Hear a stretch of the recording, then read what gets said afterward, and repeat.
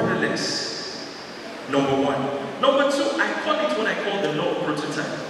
Several information that I was able to get from the Holy Spirit when I was preparing for this and when I do my writings to my team, the fruit bearers. God was teaching me from Genesis. I read Genesis for 2 years and you'll be amazed how many things I discovered in that same chapter. I realized you can be an inventor from Genesis 1 if you understand the principles. The Genesis definition of me, image, says, and he created him in his image and in his likeness. And the latter part of verse 28 says, to rule over. If anything will characterize me, I should rule over them. Fruitful, multiply, increase. If I look at you, the 4 things I should instantly see in you, if you are in likeness of God, is to be fruitful. Am I bearing fruit? Are there results, enlargement? So ask yourself, how many fruits do you have as we speak that indicates that you are the likeness of God? Now, I'll come back to our explanation, but I'll take some real life examples and I'll ask you some questions very, very quickly. Apart from the fact that the image of God is symbolic, I want to give this question. What are the pictures you have of yourself that you paint of yourself when you are thinking of your name, who you are? What are the pictures that come to mind? Let me give you context to these pictures. How is it our aspirations? What I want to be. What does it say about your definition of me? I hear comments like, let's go practical. Gen Zs. Me said, I'll blow. I want to write a comment that will hit. I want to drop a content that will hit. I hear today everybody studying the algorithm of Instagram so that I will know how I post. That's number one. My question is, why is your starting point the algorithm? Did you realize somebody created the Instagram that has the algorithm and the starting point of your definition is the algorithm? I want to blow. That's the first that you think of yourself. Now relate that to the other dreams that you have, the other aspirations that you have. Does that look like the likeness of God? Does that look like how the likeness of God will think? It's not bad. Okay, I was having a conversation with Roxandra and Chinaza. When we come to school like this, our aspirations is to best BGS. What's BGS? Best graduating student, right?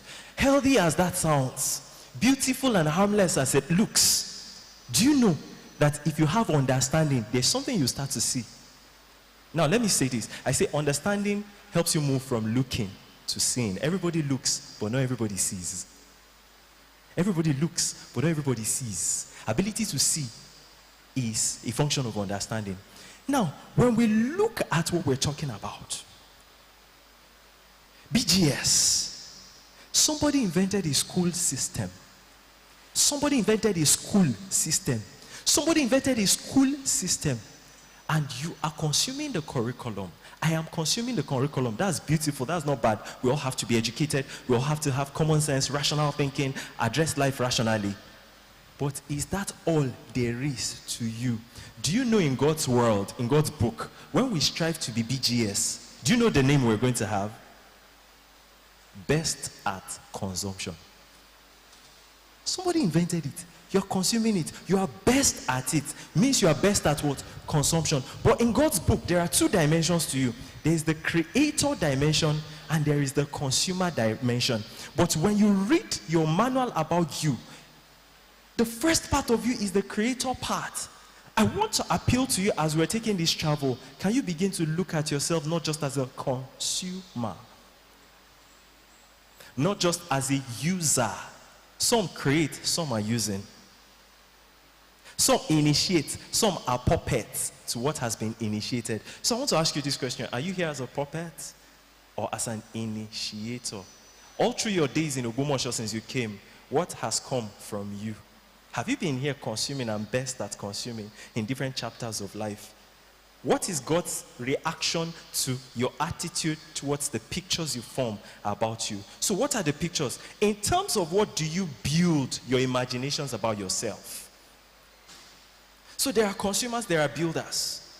There are initiators, there are puppets. There are creators, there are users. And funny how when we graduate from here, we all spend the same number of years. We all spend the same number of hours. We went to classes together. And when we leave the Bowen University gates, the results we are going to be standing with will be different. I have people sitting here who have won different awards, who are doing different things, who have founded different things.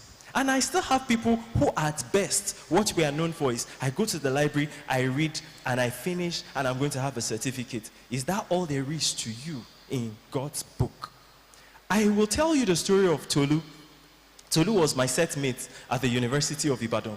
And one day, something struck me when she spoke to me. What did she say? Tolu said, Abel, do you know my dream? I said, what's your dream? Backstory, Tolu is a beautiful singer.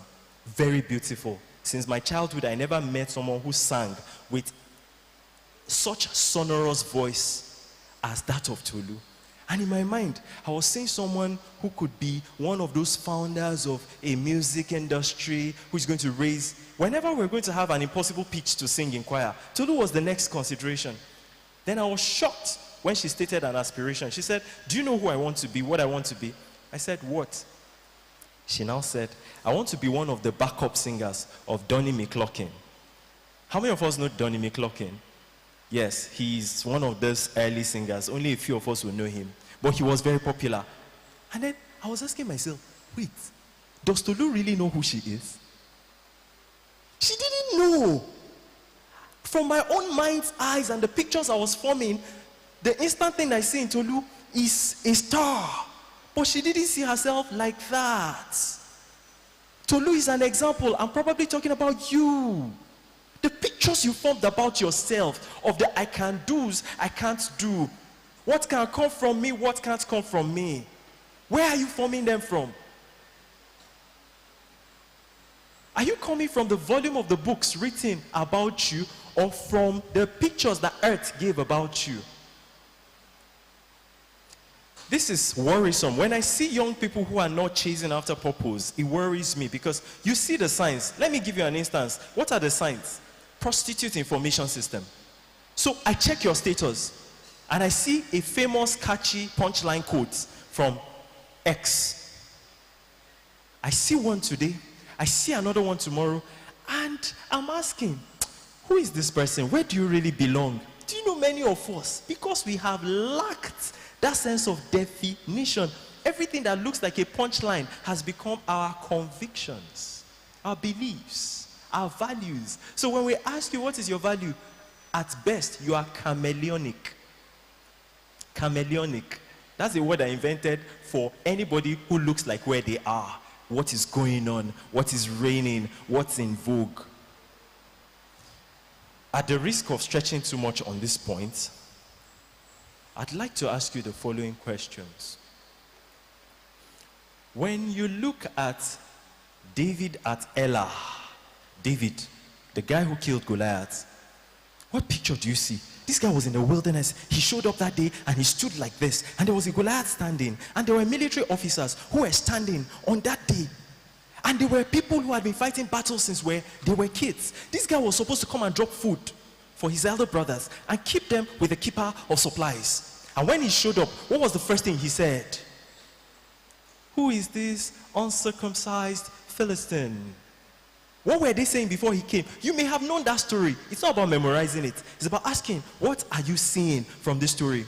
They were saying, he's coming at us again. And the Bible said every time he spoke up, they retreated, including the ultimate King Saul.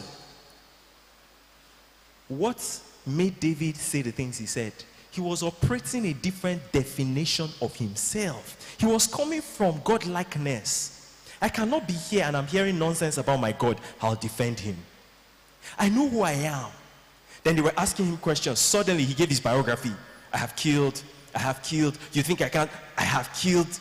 That was the confidence. He had experienced and understanding about life, that it's not about military training. It's about what's on you. It's not about the environment, the comments, the commentaries, the opinions, the reactions, the remarks. It's about what I carry and who I am and where I come from and what I operate by.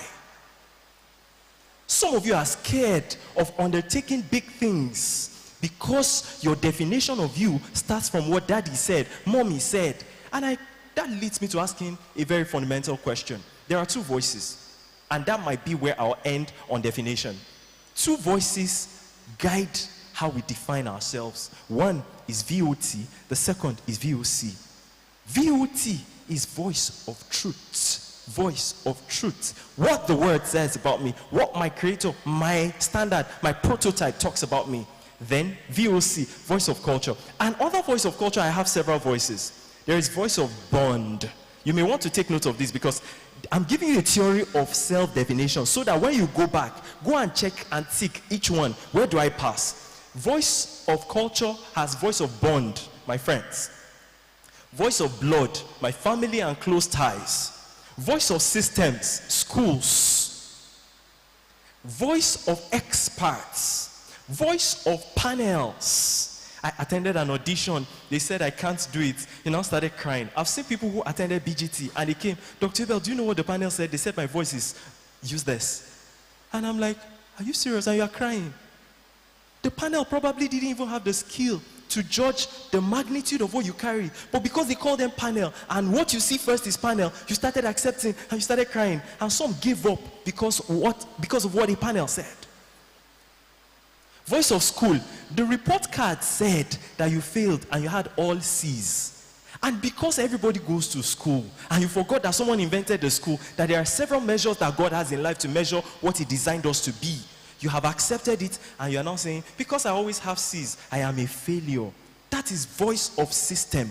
And there are several systems that have said so many things about you. What voice is dictating your definition? Voice of culture, voice of truth. Voice of culture, voice of truth. Voice of bond, voice of blood, voice of expert, voice of panel. These are the four things I'm going to say very quickly. And I want you to listen to this. When you look at yourself and you want to go ahead with the definition of you, I'll give you four things that were common with God that should be common with you when we look at you. The first is capacity for thoughts. When you're defining yourself, remember you have a capacity for thoughts. Second, capacity for sight. Third, capacity for words. And fourth, capacity for deeds. The first is as a man thinketh. The second, as a man seeth. The third, as a man speaketh. And the fourth, as a man doeth. Can we run it together? Number one. I want everybody together. Number one. Number two. Number three. And number four. So number one, as a man thinketh, means that God has a capacity that is replicated in you as his likeness. God could think. That's why earth came into form. He said, and the spirit brooded over the waters. In what ways am I experiencing and exercising that capacity? That's thoughts. And let me give you, there are 7 or 8 or 9 corridors there. The first is meditation. The second is imagination. The third is conception. The fourth is ideation. The fifth is visualization, dreaming, and formation. These are things that happen with the capacity God has given you. So the Bible didn't say as a man is spoken to, so is his life. As a man's environment is, no, it said as a man thinketh. That's the Bible. It says guard your heart with all diligence, for out of it proceeds the issues of life. Everything I will be, automatically, if you read that verse not with information but with revelation, you'd realize that everything your life is reflecting now is a function of the operation of your mind. Everything you are not able to become is because your mind has programmed you away from becoming it. Everything you are becoming and achieving is a function of your mind. This is not motivation, this is scripture definition of you. Number two is sight. And I bring you the picture of the guys who visited Canaan. 12 people went. 2 people came back with a different report. They saw the same thing. They had 2 different conclusions, right? They said, we can't take it. Others said, no, we can't take it. The outcomes of their life were corresponding to the perspective they saw. How far do you see? The second part of sight is penetrativeness. That's when we move from looking to seeing. I call it the difference between sight and insight. Sight and insight. When you are praying to operate the capacity of your sight. Ask God to give you understanding to move from looking to seeing. That was where all the inventions came from. You hear that someone was thinking and then suddenly he sat George Washington Carver. Where did what he produced come from? Everybody had been using sweet potatoes. Everybody had been eating peanuts for one thing. And then he came and he asked God, show me the secret of the universe. What did God say? Oh no, I can't show you the secret of the universe, but I'll show you the secret of what's in your hand. What's in your hand? He said, sweet potatoes. That was what he was researching on. And then God said, I'll show you the mysteries of sweet potatoes. He produced 250 products from sweet potatoes. And later, about 150 products from peanuts. Why was there no discovery of those things before he came? Let me say this to you. This is the law of formation. At work in every created and existing thing are principles, laws, and secrets. When you have insight, God takes you from the surface of things to what lies beneath the surface of things. God takes you from the surface of things to what lies beneath the surface of things. God takes you from the surface of things to what lies beneath the surface of things. Everybody's seeing students. You are seeing opportunities. That's insight. Everybody's seeing a classroom. You are seeing an avenue for enlargement, for impact. Let's move away from this linear way of working. So the first thing you discover in discovering purpose is your definition. And I'd like to end that with this. 3 words. Find your conviction. Find your beliefs and find your values. Then write your vision and write your mission. 5 assignments after today's program and event. I list them again. Find your what? Values, your beliefs, your convictions, your mission, and your vision. The last 2, I leave them to you. We'll find them out much later. The second thing I'm going to talk about is possession. Definition, possession. I hope my time is not already rounding up. Okay? Let me pick 1 more or 2 more. I'll just talk about them in 5 minutes and then I'll be done. I'll leave the rest for the panel session and if questions come around that. Let me not talk about possession. Let me talk about expression. Expression. So many people ask, what is the way to purpose? The way to purpose is not linear. Why we ask that question is we are thinking in terms of possession, not in terms of expression. I have this gift. I want to know my gift. That is possession. Expression says, I don't need to figure to move. I move figuring.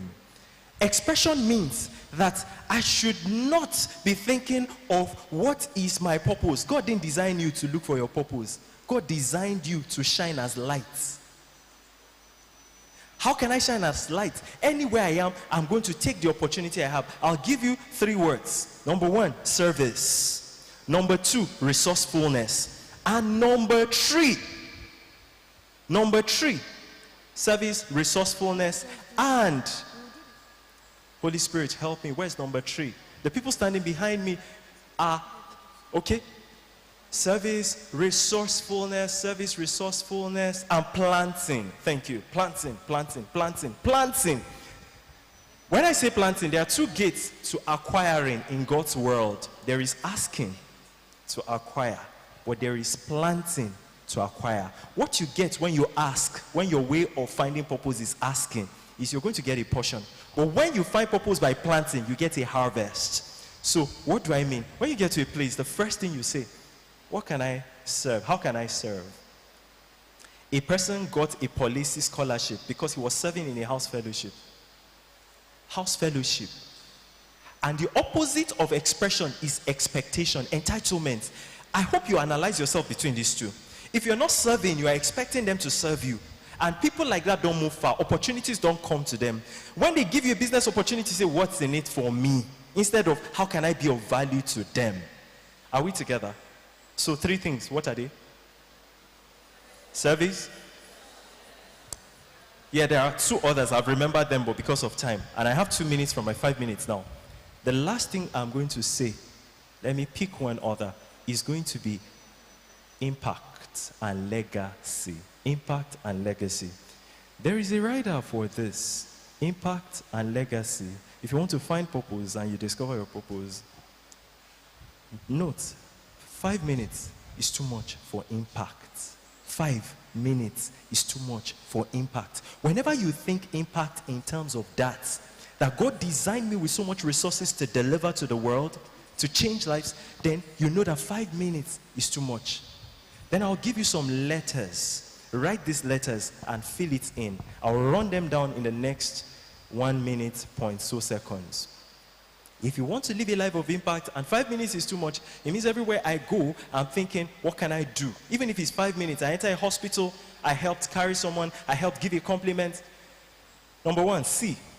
C, letter C. How can I change lives? H, how can I help people? I, how can I influence others for good? I, how can I impact people in this environment? S, how can I solve problems? Solve problems. T, how can I touch lives? A, how can I add value? Add value, add value. Change lives, help lives, influence lives, impact lives, solve problems, touch lives, add value.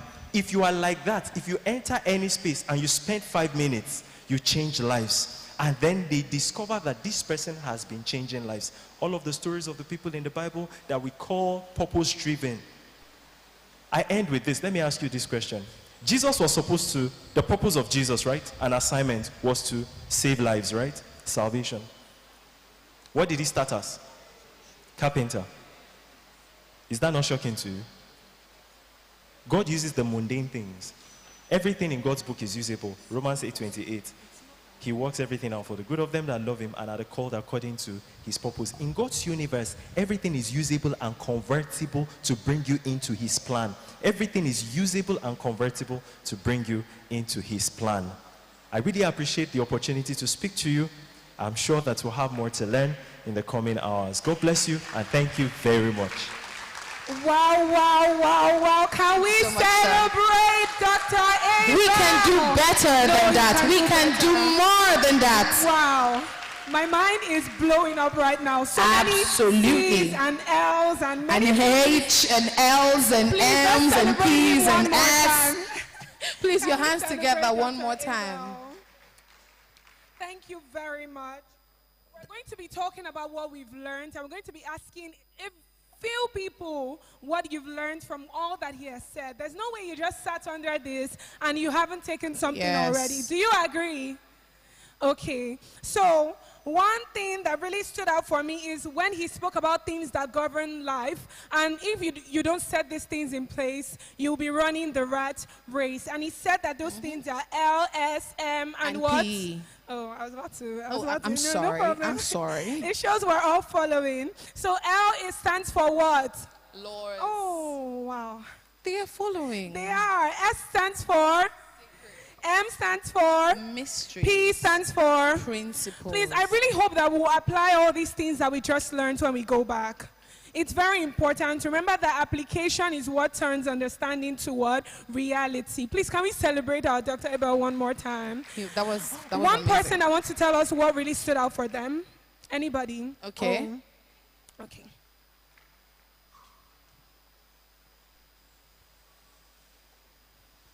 Okay, so I learned that we should not just follow what is happening. We should try to create. Yes, and also I learned that everywhere we go, we should think of how we can be different, how to do things differently. Please, let's celebrate her. What's your name? Rachel. Please, let's celebrate Rachel. That he particularly emphasized that God gave us two dimensions of ourselves, the creator side and the consumer side, and that automatically many people are on the consumer side, but consumer side. But when we want to make a difference, we should be able to, by understanding and insight, move from consumer to what? Consumer to what? And let's not forget about the voices he spoke about. the VOT and the The VOC. theories of Yes. self-definition. And you know, this is why meetings like this actually matter, because it's also about clarity. And you know, clarity is what brings this movement. Clarity is what brings this change. Because I know there are so many of us that were quite confused on how to go by these things. I am sure that just by being here and listening to what you have listened to And today, applying and after. thank you, and applying it, I am sure that in the next, should we say a month? Should we say a month? Should we 2 say weeks. in the next 2 weeks, I am sure that changes would be seen. Once again, please put your beautiful hands together for our wonderful speaker. Thank you. Thank you. One more thing before we move on. Okay. He said there are certain things that you use to define You yourself. are enjoying this session far too much. Far too No, much. just to make sure that they got it. Okay. So he said capacity for thoughts, capacity for, and capacity for. So that's as a man, thinketh, as a man, and as a man. Please celebrate yourselves. You guys are amazing. Very amazing crowd. Once very amazing again, people. who are you? Purposeful, I am creative, and I do tangible things. Clap that tea! I got you guys. Okay. Right about now, we would be inviting our third speaker, but before you put your hands together, We'll be reading his wonderful citation. And remember what I said about citations. They're not just to show you that, oh, someone is doing better than you. It is showing you a picture of what? Possibilities. Something that Yes. you can see that, oh, if this person and this person could do this, then I can do it too. Then I Then you really can can. do it too. can you say, I can do it? And as you are doing it, you make it. You Make it. Thank you. They're getting acquainted. They Yes. are. Okay, so His name, Okeshanu Bolaji. Did I get it? Did I get it? Okeshanu. Okeshanu Bolaji Adedeji, the convener for Tangibles 01. He's a nursing student of 400 level Bowen University. He's very passionate about wealth creation and breaking metrics.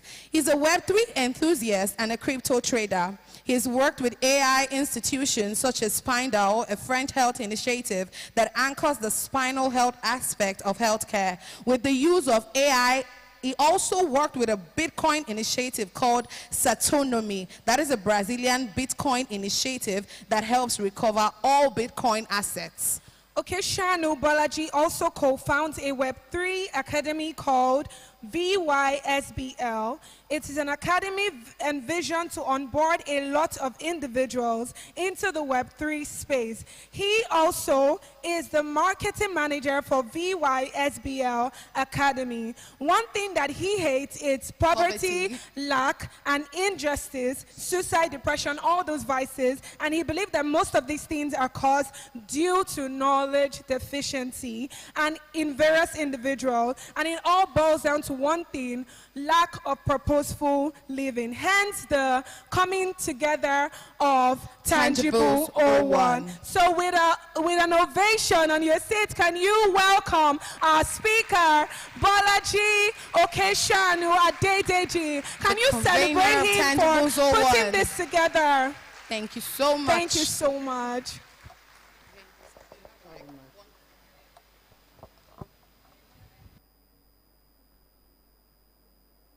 Does my mic work? Can you guys hear me? Can you guys hear me?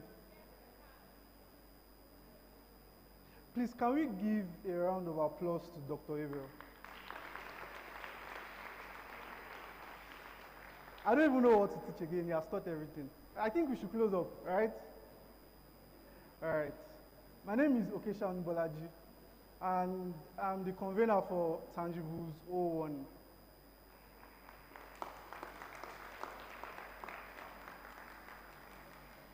All right. Before we get into it, can we give Dr. Abel once again a round of applause? My sister is in the crowd. Please, can you give her a round of applause? And most importantly, my spiritual mentor. Please, can you give him a round of applause? Dear Mike.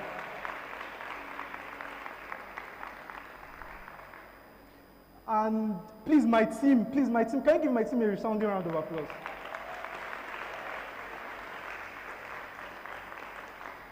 And last but not the least, please give yourselves a resounding round of applause.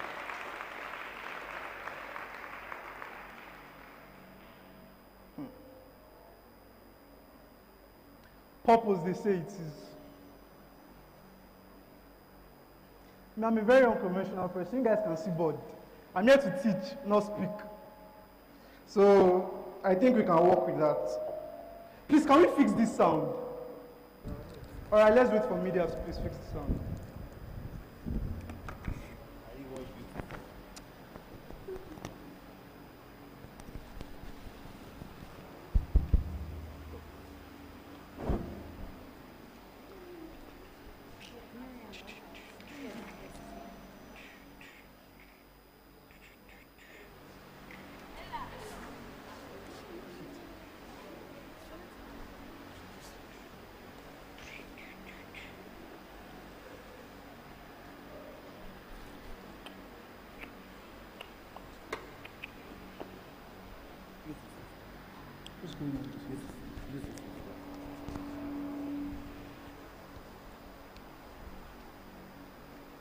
All right. I think it's better now. Can we hear me? Can we hear me? All right. Now, my own definition of purpose. I believe purpose is the value of attachment to a person, situation, or thing. Now, I was conducting a research, and I figured out every single minute we have a suicide committed. Now, meaning every 40 seconds, we have one person who committed suicide. Last year, I think we have about like 700,000 suicide cases.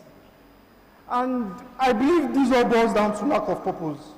I strongly believe it boils down to lack of purpose. Because when you understand purpose, you understand that you are not living for yourself, but for your world. You are not living for what you have to offer to yourself, but what you have to offer to the world. All right, can we play a little game? Can we play a little game? Can we play a little game?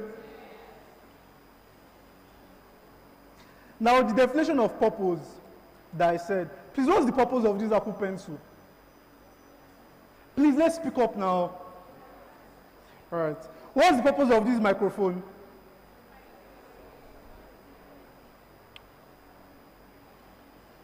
What's the purpose of this board? I'm going somewhere, please follow me. I'm so sorry. What's the purpose of the board? Now, what is your own purpose? Welcome to Tangible Zone. Can we get a media person to come and project whatever it is I'll be writing on the board?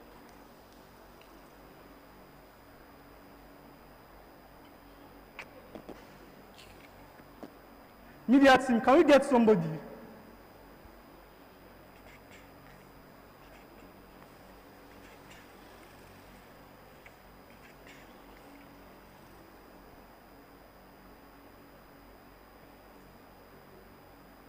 All right, we'll just move on. So I'm going to take you through something. The fertilization mechanism, how we all came to life. And I want you to understand through this that definitely, you have a unique purpose, or you have something unique that you're here on earth to do.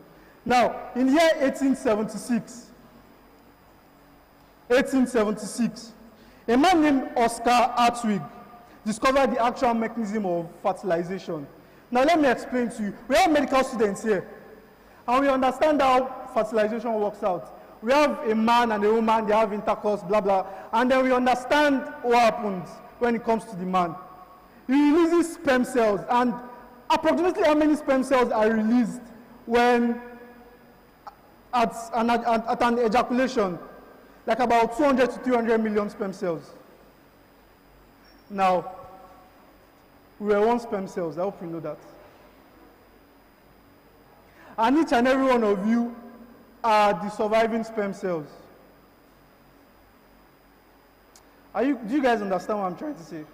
Now, if 1 million potential you guys actually fought and one person won. Come on, I think it says a lot. I think it says a lot. I think it says a lot. I think it says a lot. Now, my own belief is that purpose is better through intentionality. Now, I'm going to give you guys a quick story. There are going to be a lot of stories. I teach mostly using stories. And I hope you guys are able to follow me as we go on. So last year, 2024, I was on a pursuit to gain financial freedom. What you call financial freedom. But honestly, I just wanted to have money. I didn't know what I wanted to use money to do. I didn't know how money works. I didn't know what money is used for. I didn't know how to multiply money. I just knew I wanted to make money. And then on that pursuit, I met Christ. A lot of people think, oh, I met Christ in a very miraculous way. Funny how I met Christ through somebody who isn't a believer.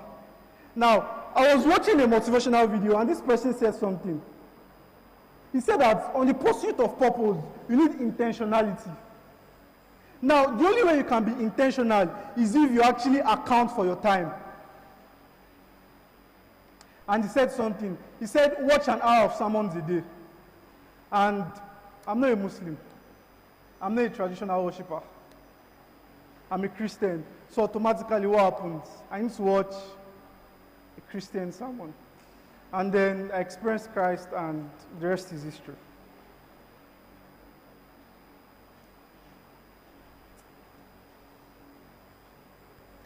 I think you need to know yourself first before you can understand whatever it is your purpose is. Now, you know what this is. What is this?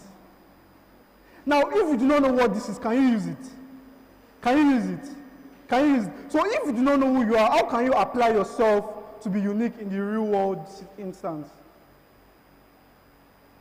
If you do not understand what you are here for, how do you actually want to impact your world? How do you want to impact people around you?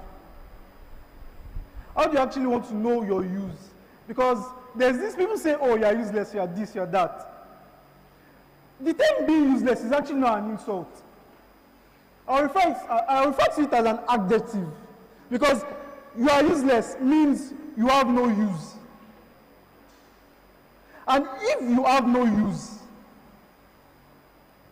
then what stops you from actually committing suicide? What stops you from ending it? What stops you from ending abruptly that relationship? What stops you from ending your relationship with God? What stops you from stopping that business? What stops you from disembarking on that vision? So first of all, I think the first thing I actually want to solidify now is knowing yourself. You have to know yourself before you understand your purpose. And I believe knowing yourself comes from a place of intentionality. And I think intentionality mostly is done in solace. You cannot know yourself in the midst of crowd. It's not possible. It is not possible. It is not possible. I am who I say I am. I am not who my environment says I am. I am not who the world says I am. I am not who the metrics of the world defines me to be. I am who God says I am.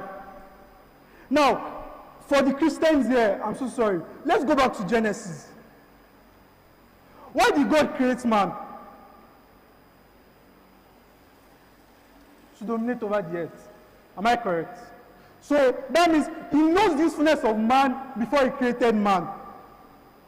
So it still goes back to the fact that you need to know yourself before you actually understand what your purpose is. And how do you do that? Intentionality. Now, how do you build intentionality? Through visions. Now, regardless of if you're unserious, or if you are from a traumatic background, or if lack has disorientated your thought process, or whatever it is, you have a vision. You know who you want to become. Or you have an idea of whatever it is you want to become. You know who you want people to picture you as. Am I correct? Am I correct? Am I correct? Now, somewhere in that vision, there is passion. Because passion is what you do, what you love doing. Now, follow me. I want to take you guys on a journey. Passion is what you love doing. Am I correct? Now, vision is what you see yourself or where you see yourself. Now, can you see what you don't do? Can you see what you can become? Now, what is now purpose? Purpose is utilizing that vision. So I'm going to take it down like this. Intentionality breeds vision. Vision, passion is seen in vision. And purpose is literally seen in passion. Now let me explain to you. We all said passion is what? What you love doing. So once you understand what you love doing, what happens? What you want to do becomes easier. I don't know if you guys are following me. Do you guys understand where I'm going to? Should I come again? Should I come again? Now let me come again. I said you have to be intentional to be able to capture a vision. And somewhere in that vision speaks your passion. Vision is what you can see. Passion is what you can do. Purpose is utilizing what you can see and what you can do.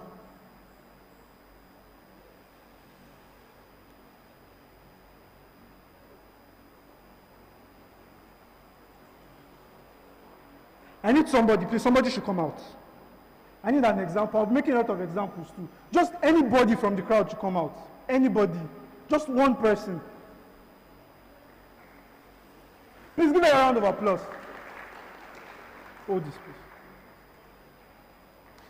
What's your name? All right. Let me explain something to you guys. Now, I thought, put this thing on your head, please. I'm so sorry. I told Damilola that she has to work 12 hours or 15 hours a day, standing like this, putting this thing on her head. And I'm going to pay her $100 million per month. She can only survive. And what does survival lead to? It leads to burnout. And at the end of the day, that's where you see people saying, I'm tired of life, I'm depressed, I'm this, I'm that. Now, regardless of the amount of money I want to give this lady, she's not in purpose. So she cannot be the best at whatever it is she's doing. And she does it grudgingly. And what happens? It affects everything. And this is what the 1% of the 1% know. Now, let me explain this thing to you. You see the 1% of the 1% going to Harvard, going to Stanford, picking one of the best tech people, picking one of the best finance people. Because they understand that you cannot get the best people if they are not in purpose. Thank you very much. Are your hands aching already? Please give a round of applause. Now, purpose is not what you do. Purpose is not who you are defined. Purpose is not who you are defined to be. I think, is my mic still working? All right. Purpose is not who you are defined to be. Purpose is not found outside. Purpose is inside. It is inside. And to be able to find something inside, you have to be alone. You have to cut out noise. Do you understand what I'm trying to say? You cannot build something in the midst of noise. We are medical students here now. Have we all been in a surgical room? Have we all been in a surgical room? Now, do you see commentators in surgical rooms? Do you see social media managers in surgical rooms? Do you even see the president in surgical rooms? Please give a round of applause to Retinzi.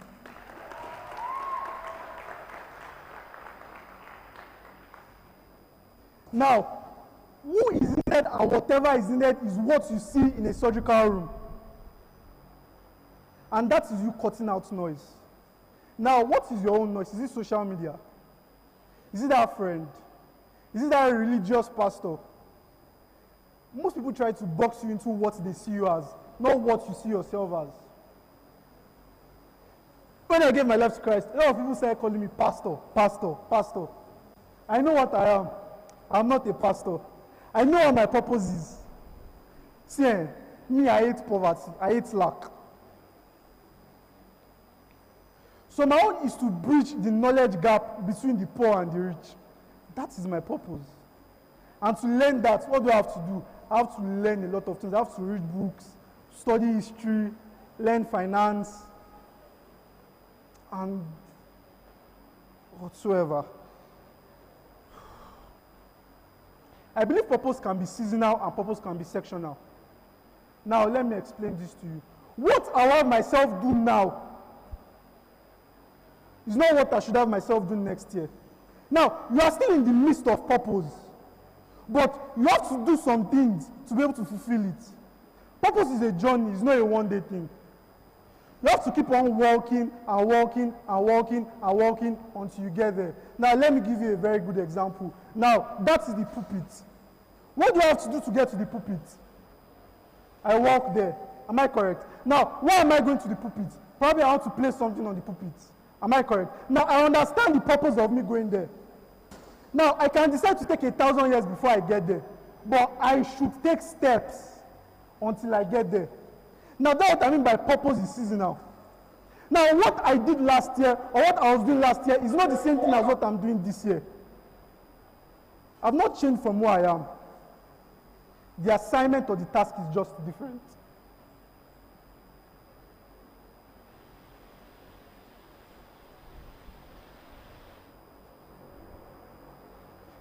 My mom is a caterer. And please give her a round of applause. She's watching online right now.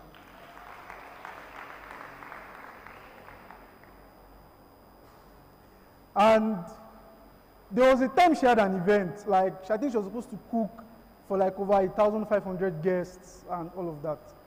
And this woman was awake for 72 hours straight. From preparations to supervising to this to that. And I asked her one question. Mom, are you not tired? And guess what she told me? I love it. It is my passion. You see somebody like Tunde Onakoya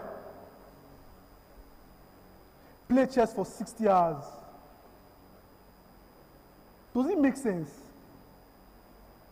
Please, it doesn't make sense to me, or does it make sense to you guys? I think we should conclude that purpose sometimes doesn't make sense, or it doesn't have to make sense to you. And he didn't do it once, so how many of us knows that Tunde Onakoya broke that record twice? He broke the first time, and he also broke the second time. That's insane. I believe purpose is insane. Because you do insane things when you're passionate about it. And then, I categorize purpose too under the sectional aspect. We have the religious purpose. Why are you a religious person? Why do you want to know God? Do you want to know Him for what He has to give you? Or do you want to build a relationship with Him? Now we have marital purpose. Why are you getting married? Have you found yourself? If you have not found yourself, you have not found your use. And if you have not found your use, then of what use are you to the person that you want to get married to? But, Dr. Abel, are you married? Right. So none of us here are married. It seems, are you married? So none of us here are married. So I'll save that topic for another day. Now, we have purposeful friendship. Now, I don't believe if you have not found yourself, you should have friends. Of what use are you to me? Of what use am I to you if you don't know your use? What do you have to offer me that is unique to me? What do I have to offer you that is unique to you?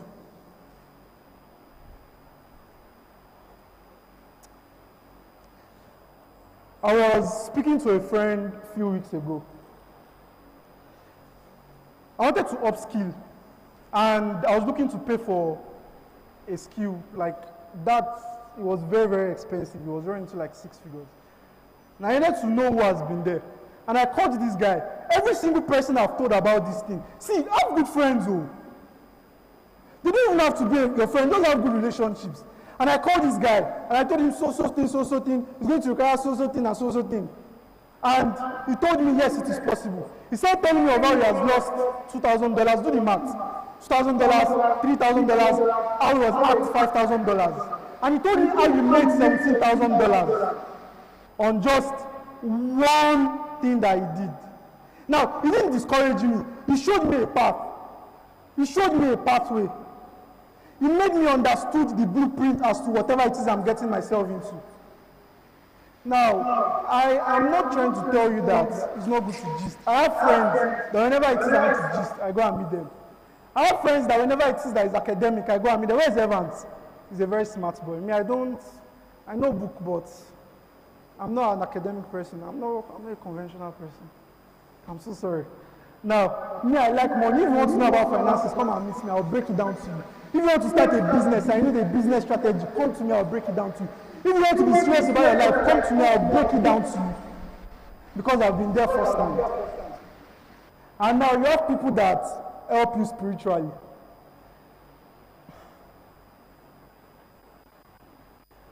I was distressed like 2-3 weeks ago. 2-3 weeks ago. And I was on a call with my mom. And she was reminding me of my identity, of who I am in Christ, of why Christ called me, of my purpose. Now, some of you are depressed, and your friends are depressed with you because you don't even understand your purpose.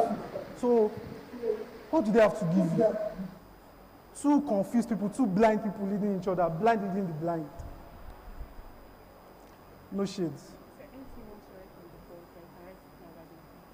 All right, thank you. Now we have successful individuals like Mrs. Tara. Who knows Tara Feladroto here? Please raise up your hand. She's the owner of House of Tara. That woman studied law. I have a sister studying law. So I understand that studying law can be hectic. Now imagine going to law school or studying law for 5 years, graduating, doing your, whatever it is, what's it called? NYSC, and then doing your law school. And then just because you understand that innate person, said to go and start doing makeup. And she's one of the most successful beauty person in Nigeria.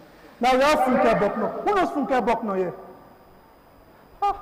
You guys don't know people.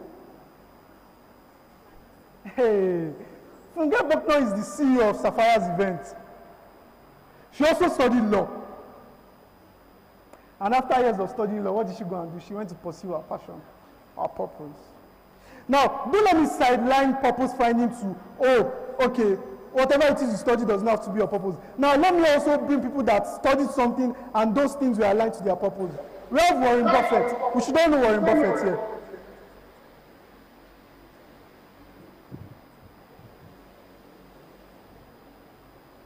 Warren Buffett is literally one of the biggest, richest investors in the world. And his company has, I think his company has the highest shareholder of Coca-Cola. And you know how rich he is if you understand Coca-Cola. Now, Warren Buffett studied business administration. And what happens? He's leading in the business space. Now, we have people like Barack Obama. Barack Obama was the first black president of the United States of America. He studied political science and went ahead to study law. He was aligning with purpose, am I correct? And now we have Nelson Mandela. At least we should all know Nelson Mandela. He was the one that fought xenophobia. And what did he study? Law. We also have Obafemi Awolowo and a number of them. So I'm trying to give a balance. I'm not trying to say, oh, whatever it is you study, blah, blah, blah, this one. You can be in purpose like, some of you are in purpose like this. Medicine can be your purpose. MLS can be your purpose. Nothing is not my own purpose. Yeah, I know. I'm not going to deceive you guys. But let's keep on going. Now we have 5 steps to finding purpose. Now, please follow me. Follow me. Please, what did I say? Now, the first step is evaluating your life. This marker is no good. We just have to work with whatever it is you have. Evaluating your life. Now, I'm just trying to tell you now that if you have not found purpose, these are the 5 steps that it is that you have to take to find purpose. Now, we have evaluating your life. Are you truly happy or you're sad? Are you living for survival or you're living for fulfillment? Are you positively influenced or negatively influenced? Okay, thank you. Are your decisions made by you, or they are made by the metrics that the world set for you?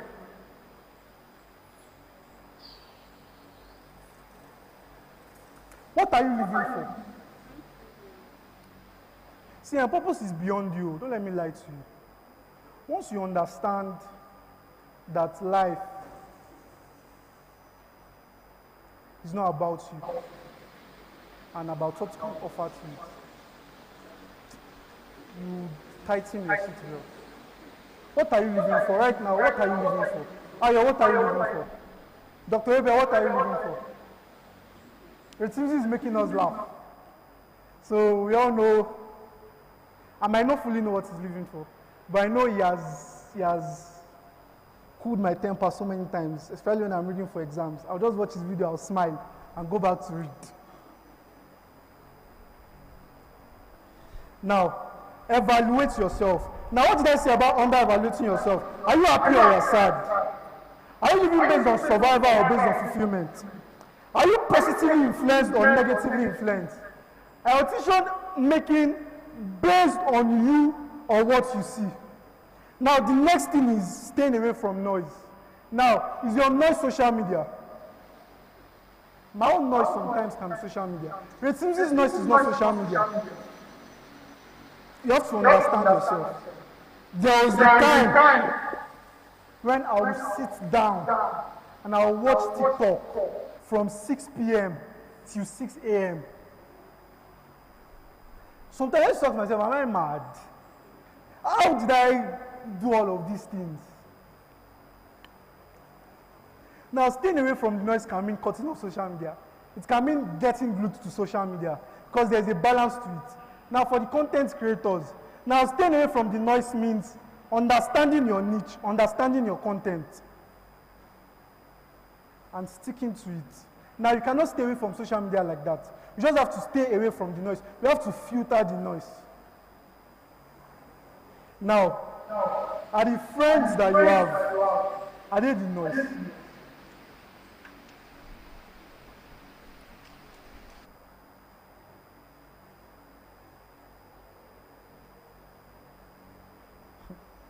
Friends. Don't let us even get into friendship. There are some people that I cannot do without talking to in 3 days. And that's because they lighten up my soul. They make me understand why I'm here. They make me understand my purpose. They rejuvenate my spirit. And there are some people that we can go a year, 2 years without speaking. That's me cutting off the noise.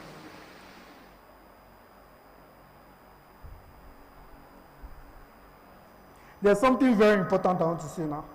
This is controversial, but you guys have to just work with me. Your family might be your noise that you need to stay away from. Some of you don't agree with me. Now, we agree that we all have emotional moms, right? Well, my own mom is emotional. Let me tell you a story. There was a conference I went to last year in Lagos. And I told my mom, oh, Mom, I'm going to be, you guys will give me time. Please beg them. Should I stop? Should I stop? So please beg them. Right. So there was an event that I was going for last year. And one was saying, apology, Joma Law, the ones that understand Yoruba, Joma Law, take a cover shell and call. It was through that event that I betted tangibles. If I didn't go for that event, tangibles would probably not hold. Or the vision of tangibles would probably not come to reality. Now, if I didn't cut off the noise or the emotional blackmail that she was trying to give me, what would have happened to me? Now, the third step. Now, you have already. Now, the first thing. What was the first thing I said? Evaluate yourself. The next thing, cut off the noise. Now, picture a vision. Now, your vision or your passion streamlines your vision, and purpose is found somewhere inside that vision. Now, let me explain the trends to you. What did I say earlier? I said vision is what you can see. Purpose is what you can do. You can't see what you can't do. Now, once you get the vision and the passion, what happens? You draw out the usefulness, And that is what you call purpose. Should I come again? Should I come again? Now, vision is what you can see. Passion is embedded in that vision. Now, for you to be able to utilize this thing to help others beyond yourself, what happens? You have to be able to picture it. You have to be able to picture it and nurture that purpose. Nurture that purpose. Nurture it like a baby. See, there's one thing I say a lot. See, purposeful people, I've already said it, they are crazy. They are stubborn. You cannot achieve purpose if you don't have a pinch of stubbornness. My parents sent me here to school to study nursing. Now, we would have that fight when I graduate. But I know I'm going to be stubborn to achieve or to be purposeful in whatever it is I want to do. Draw pictures, be inquisitive. How many of us likes money? If you like money, raise up your hand. If you like money, raise up your hand. It seems you don't like money. Me say I like money. Now, how many of you can tell us the history of how money was made? Or at all, okay, let me give you guys the simplest thing. Who is the richest man ever lived? Or since the industrialization of the earth, who was the richest man? Now, you love money, but you don't want to study money. How now? How now? You have to be inquisitive. I'm a very inquisitive person. Sometimes I can look at this marker and say, why is this marker cylindrical? Why is it not circular? That's how crazy I am. Because once you ask questions, I promise you, you'll find answers that nobody else will give you. And your purpose sometimes is embedded in that answer. Study important personalities that align with purpose. Strategically devote your time to things that align with your purpose. Are you called to be a pastor? Watch sermons. Are you called to be a keynote speaker? Watch keynote speakers. Are you called to be a business mogul? Read books. Are you called to be in the social media space? Watch influencers. Are you called to be in the media space or in the drama or the theater space? Watch successful people. Fight for your purpose until it is birthed. Fight for your purpose until it is birthed. Fight for your purpose until it is birthed. Now, please give me just 10 more minutes. Now, aspect of human purpose, purposeful friendship. I think we already said this before. Should I leave? Let me beg them. Purposeful friendship, I think I already said this before. Purposeful relationship. If you do not know yourself, and if you don't know yourself, I think we already established the point. If you do not know yourself, you do not know your use. And if you do not know your use, then what's the nicest way to say it? You are useless to yourself and to me, and to the world. Sir, Now, it's 5 minutes. all right. Your occupational purpose too. Most of you are there already. Most of you are called to be medical doctors. Most of you are called to be nurses. Most of you are called to be minstrels. Most of you are called to be financial group. Most of you are called to be consultants. You need to understand these things. Now, I already said it, you have emotional friends, you have spiritual friends. And now, please, I think there's one thing I should sound the warning to. Please, in finding purpose, if you want to pick a friend group, pick friends within this range. Now, you need to have an emotional friend. You need to have a spiritual friend. You need to have a strategic friend. You need to have an accountable friend. I need to have friends that you have a vision, and the next thing they say is, how much is it? I'm going to sponsor it. Last year, I told you guys, I went on a trip to Lagos. If I tell you guys this thing, you guys will laugh. I went on a trip to Lagos, and the ticket for the conference was 50,000 naira. That guy right there borrowed me that 50,000 naira. And I paid that money from April to July. Meaning I was taking Gary. He's my roommate, he's here. Ask him. I was taking Gary. And in the midst of taking Gary, I'll say, yes, I'm in purpose. Yes, I'm betting something. Yes, something is coming out of me. Yes, nations are coming out of me. Do you guys understand? And finally, a breakthrough came. If you want to know about the breakthrough, go and meet him again. I have a video, I'll play it for you guys one time. Video that I was drinking Gary. He has the video. And I said that once I start eating on the yacht, nobody should come and question me that where did I get my money from. Because when I was drinking Gary, nobody was there. Now, what to look out for in a very purposeful person. Purposeful people are very strategic. Me, I like thinking outside. This is the box. I like thinking outside the box. Now, let's watch Suits here. There's a very, very funny thing that Harvey Specter says in Suits. He says, this is life, but this is me. Now, me, I like this. I don't like this. I'm not a conventional person. I don't like playing by the rules. I like creating my system because the systems are designed to keep us in a matrix and in a vicious circle. You see, there are many things that I need to open you guys' eyes to, and subsequent conferences would understand this. Do you all know that the 6334 or 6335 is a matrix that they put us in so that we will go back into the world or go back into the market and still work for these people? They don't teach us how the world works. They don't teach us what entrepreneurship is. They don't teach us about money. The best that they will teach you in entrepreneurship, diagonal curve, something curve. Bro, nobody needs that. Teach me who made money, who invented money. Teach me who is God. How can I get to know him beyond asking him for my needs?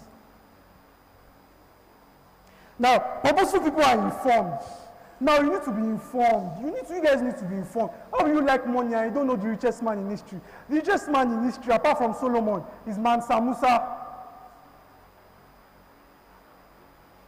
And the richest man during the Industrial Revolution is Rockefeller. Now, we need to know that religious people are not, purposeful people are not overly religious. You cannot be overly religious and find purpose. You can only be spiritual and find purpose. Your pastor will come to you, oh, you buy a car this year. Say amen. Or you don't believe it. Oh, you do this year. Oh, you do that this year. And we have already capped it into that. That, oh, once the pastor has said it's going to be done, I don't need to do work. Religion is one of the most alarming causes of poverty. I will give you guys that gist. I love Jesus Christ of Nazareth. He died for me. His blood is what I'm here for. It's the Holy Spirit that is speaking through me and not me. But I know religion has caused poverty, has caused lack of information. And for you to be able to actually understand whatever it is your purpose is, you have to be informed. Now, let me run quickly. You have to understand the value of time, skills, and relationship. Alex Omozi said this thing. He said that rich people buy what? Rich people buy time, and poor people buy things. You need to understand that. Now, I've already said the purposeful people are very, very stubborn. Now, who knows the story of KFC? Now, the owner of KFC is Cornel Alland. This guy, his business went under the waters.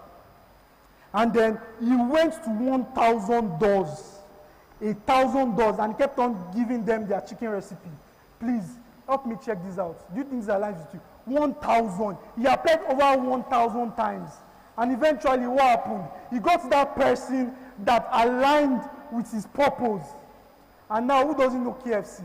At that time, if we are going to KFC like this that year, me and my sisters, they will take us to KFC. We eat that chicken from afternoon till night. First to finish chicken. So that I'll not beg from your own. These guys are purposeful people. Now, purposeful people are spiritual. I told you not be religious, but be spiritual. They are inquisitive. Ask questions. Ask questions. Ask questions. Ask questions. Why is my shoe this shape? Why can't my shoe not be cylindrical? Ask questions. Why is soccer? Why is the game of soccer? Why is soccer around? Why is it not over? Ask questions. Now, speak words. Speak words. Now, let me tell you guys something. There was a research that I was reading. They said in Harvard, they put a plant here and they put another plant here. They were watering this plant and they were watering this plant. And each day they were telling this plant, you are blessed. You would grow. You would spring forth seed. you do this. And you are telling the other plant, you are stupid, you are daft, you are this, you are that. Please, between me and you, which plant grew? Words are very powerful. Beyond spiritual recognition, words are powerful. Speak word. Oh, I am purposeful. Now, I have something that I want to tell you guys here. I have an affirmation here, then I close. 2 minutes. Affirmation, then I close. Now, are you ready to affirm? You are ready to speak words. Are you ready to speak words? Are you ready to speak words? Thank you. Are you ready to speak words? Repeat after me. I am a visionary. I burst purpose through my visions. I conceive, birth, and nurture my visions. And I nurture my vision. I walk purposefully. I walk purposefully. I think purposefully. I think purposefully. And more importantly, my actions are purposeful. I do not live based on the standards the world sets for me. I do not live based on survival. I live a fulfilled life. My existence is beyond me. I am purposeful. I am tangible. Please give yourselves a round of applause. Now, ladies and gentlemen, my closing words. Success is birthed through purposeful living. And success, they say, isn't owned, it is rented. And that rent is due every day. Thank you very much. See you in Tangible Super. Can we give a round of applause to our speaker and Celebrate our convener? speaker. Come on. All the 10 minutes more, 2 minutes more, 3 minutes, 4 minutes was worth 5 it, minutes. wasn't it? Yes, actually it was. It was. It wasn't worth it. Did we learn a lot? Okay, can we celebrate him one more time? No, before you celebrate, this side was not answering. The middle side. Did we learn a lot? Make The lady in it. black. The Thank lady you. in black. The lady in black on the beautiful glasses. Did we learn a lot? Thank you. Now Make it what? Make it what? Tangible 01. I am purposeful. And I do tangible things. Please give a round of applause to yourselves. People are amazing. So now we want us to quickly do something. Yeah, right Tangible about is now. on social media, and this benefit that we're all receiving shouldn't be for us alone. So we want everyone to take out your phones. Can you bring out your Please bring out your amazing phones, iPhones your and gadgets, your all those, pads, your yeah. tablets, And- everything. Bring it and out. follow Tangible on social media on the handle the Tangibles _. On Instagram and TikTok, the Tangibles with an S. I expect that each and every _ one of us is doing that right about now. It's the list I you should could see just us on do our for phones. the initiative. You know, it makes more sense when everybody is getting it, right? When we all win. Like when everybody is winning and getting it. So I think it makes more sense. So let's not hide this. Let's share it to the world. So grab your phones, your devices, and connect. Subscribe. Do they have YouTube channel? No, they don't. No, but not we're yet, working but on we're it. We're working working on on it. I'm sure we Please do have celebrate a Tangibles. celebrate Oh, the you media do. team of Tangibles. Come on, you guys. They're amazing. Amazing. What's the handle you relate to us? Okay. Thank you no very much, problem. sir. So, like she said, One more thing before we move on. For all that you've learned, we want people to know that something is happening. Yes. So on any social media space, go and type what has struck you so far and put a hashtag Tangible01. Tangibles01. Can we do that?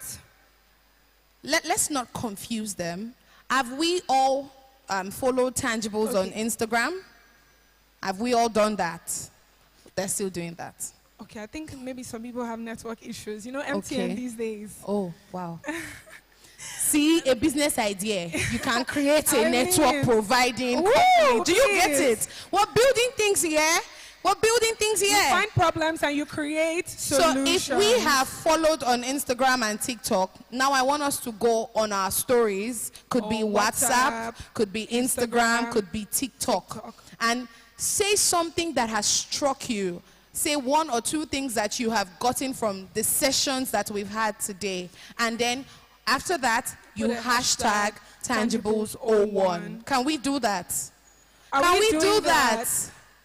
Audience, can we do that? I believe they're silent because they are thinking. Ah. I think most people are. Most people are.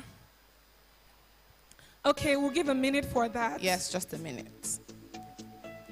Okay, we too are also doing our own. I have the contacts of a couple of people here. So if I don't see it on your contact, if I don't see it on your WhatsApp status, there will be problem. I'm expecting from BMI status. Okay. Okay, and we are moving on. Please celebrate yourselves for being here so far. For being Please attentive. put your hands together for yourself. You should be able to do better than that. It's yourself. I mean, For it's yourself. you in all your Like for glory. yourself. Thank you very much. Thank you so much. So we're going to be engaging in an icebreaker in this moment, just something to, free potential, and just something to free up potential, and to make you know that, we had you in mind as well while planning the event. So this icebreaker is called the Golden Seat. What did I say? Thank you. And what you're going to be doing is a little exercise. Can I have everybody stand up, please, if you don't mind? Please. Thank You've been on your seat for way too long. I mean, we need to exercise this body to just fulfill purpose. shake it off a little. Okay, so hidden beneath 2 seats are special items that would be retrieved, and when they are retrieved, we will ask the golden. Will I say the golden question? The golden question to the 2 people, any of which will Gets it correctly. Yes. would be our golden winner. And Are we ready there's for a it? gift for the golden There's a winner, gift right? for the Yes. golden winner. So are we ready for that? Are we ready for that? Audience, are we ready? Your energy cannot go down now. We're still building momentum. Audience, are we ready? So when I say 1, 2, 3, go, everybody goes under their seats and And you look under your seats.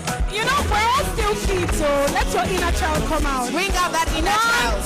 2, go. Check under that seat. There is something under your own seat. But even if there's a specific, If there's a space overtaking is actually allowed. If there's a space seat beside you, has you can anybody check found it. something? Has anybody found anything? Has anybody found anything? If you're a team member, I'm sorry, there's nothing for you. Don't even try. Don't If try. you get one, we'll tell you to give it to your Don't neighbor. try. You know what? Okay.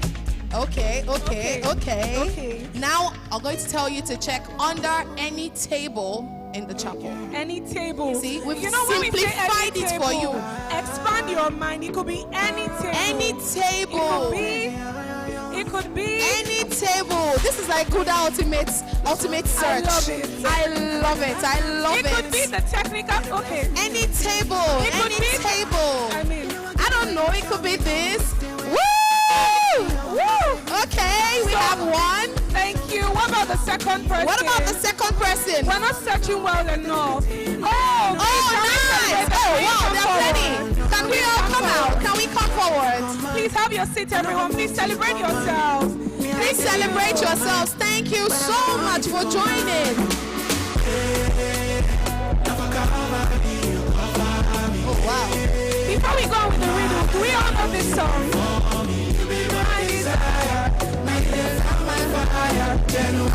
You have 1 minute of sing along. Let's go!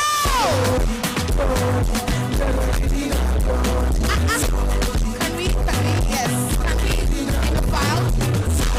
Good. There's a lot of people.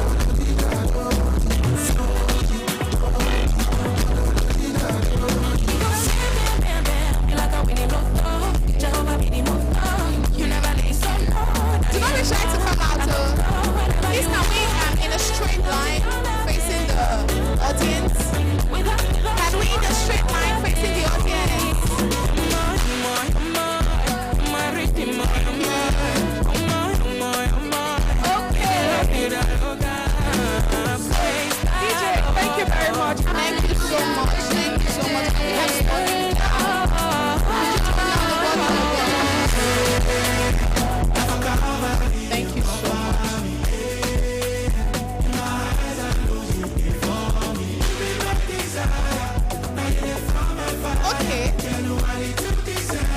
Okay.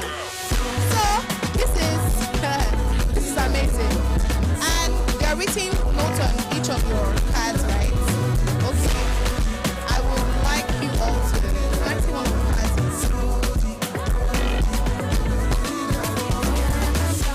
Okay. So on each of the notes on your card, I imagine that there are questions, right? I imagine that there are questions.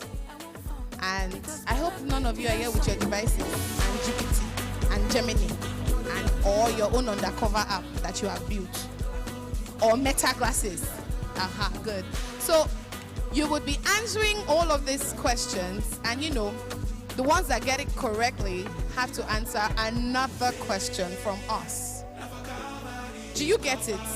Audience, do you understand? You will be answering the questions that are on your cards or slips, and if you get it, you proceed to the next round. But if you don't, all right. So we'll start from the young man right beside us. Hello, sir, what's your question and what's the answer? So my question is, what day of the week will this year's Christmas fall on?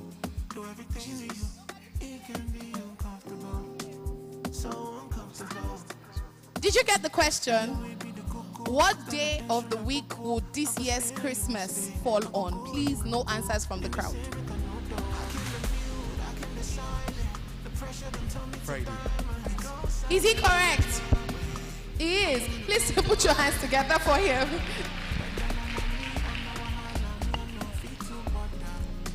Where did Joseph take Mary and Jesus to escape King Herod?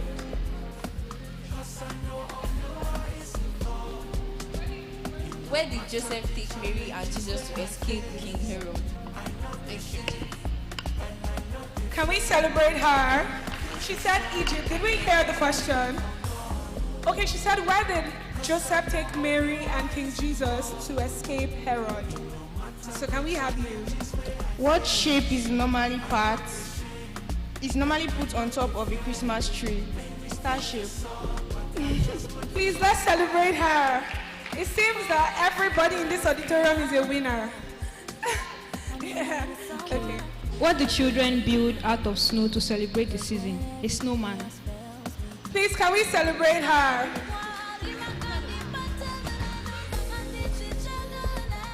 Where was Jesus born?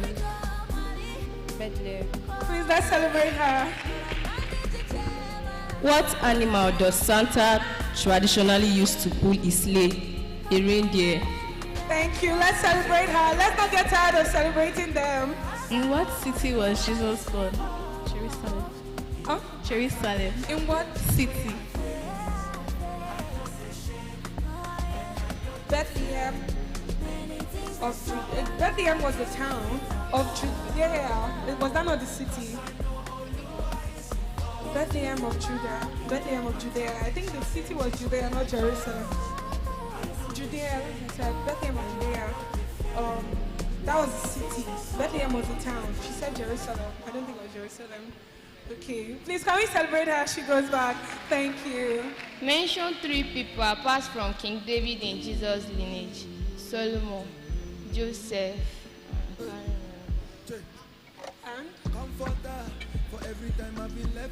Please, let's celebrate her. What colors are mostly used during Christmas? Red and green. Please, let's celebrate him. Oh, wow. What month is Christmas celebrated? December. Protocol, I'm coming for you. Okay. Mention the 3 gifts from the wise men: myrrh, frankincense, and gold. Please, let's celebrate them. Please, let's celebrate them. Okay, so it has come to our notice that there's been a little technical mix-up glitch here. The questions that they picked were something they set up for another event that has happened here, and nobody has actually found the ones that they put for this purpose. But it's all good. We're going to still still, for the effort, for coming out so far and everything, we're going to still, we're going to still work with them. What we'll be doing now is we're going to ask the questions we have. Yes. And the first person or the first people to indicate that they can answer will be given their automatically wins. The first people to indicate, because they are much. Oh, okay. So, yes, then the person would answer and we'll see. Okay. We just trust that somebody would be able to answer. Works for me. So it's a riddle and you have just 5 seconds to think. 5 seconds. Are we ready? Are we ready? Please, can you come together so we can? Are you all ready? Are we saying that? Are we saying that the first person to raise up their hands? Okay. Works. Okay, So you get it. The first person to raise his or our hand. Don't raise your hand if you don't know it, and then you raise up your hand. No, not allowed. Okay, so are we ready? The first question. I can fly without wings. Please, audience, we're doing this together. You probably have thought of the answer. This young man beside me is laughing. I think he knows it. I've just said only one line. Okay. I can fly without wings. Oh, Jesus. Okay. Okay. So, are you ready? I can fly without wings, cry without eyes. Wherever I go, darkness flies. What am I? Audience, you cannot say anything. No hints. Audience, you cannot say anything. I can fly without wings, cry without eyes. Wherever I go, darkness flies. What am I? Creative thinking, critical thinking, everything thinking. 3, purposeful thinking. 2, Are there chances? Chances. Sure. Yes. Failure.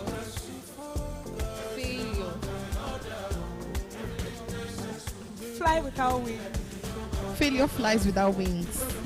Wow. May it not reach my side. Wow. Please, failure. Do not fly to my side. It's not excellence that flies. In fact, at this point, declare it. Say failure. Failure. Do not fly to my Do side. not fly. Wings or no wings. Don't fly.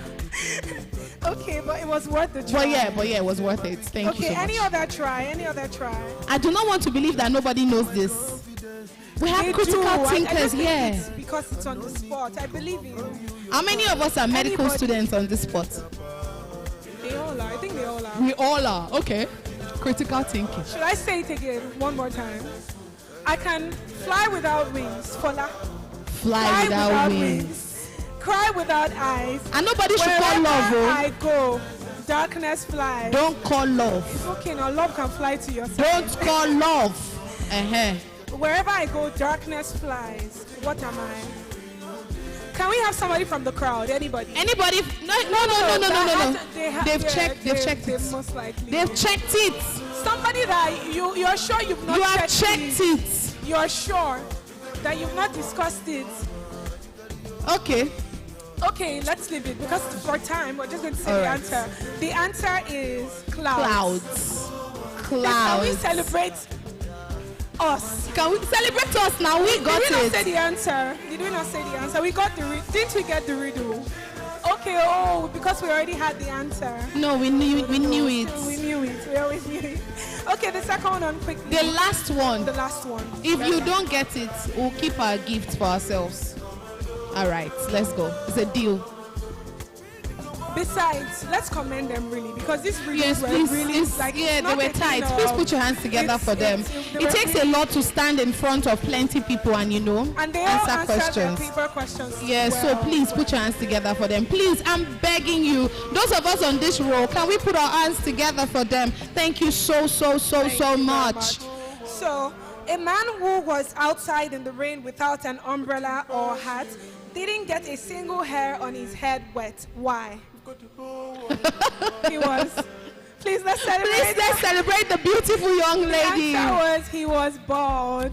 So, thank you so much. Thank you so much. Please, you can have your seats. Thank you. So, we'll get back to you. The team, please celebrate. Sorry, please, what's your name? Rachel. How would you get back to her? Do you know her? Okay, for the purpose of this event, I don't know you. So what's your name? Introduce yourself. My name is Rachel. And introduce yourself to us aside your name. I'm sure that from everything you've learned here today, you should be able to say a little bit of who you are aside being just Rachel. What you do.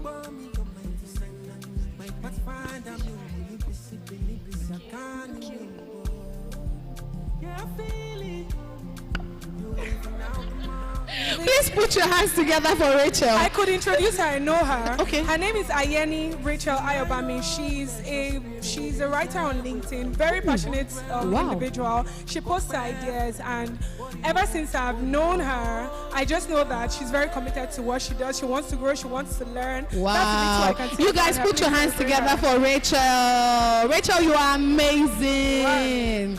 Thank you, everybody. So once again, we are your host. My name is Adetayo Olamide, popularly known as the Mide Tayo. And my name is Simeon Miracle. You can call me the Mela Effect. Thank you very much. Thank you very much.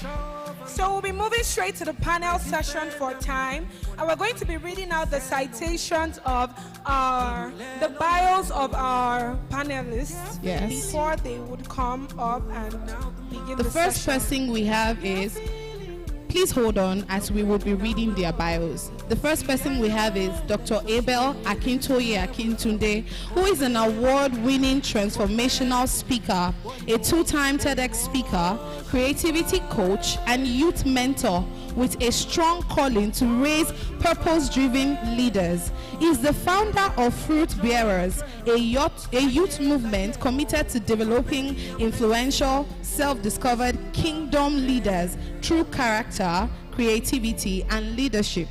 A 5-time sociology lecturer of the year and the 2024 Skilled National Lecturer of the Year.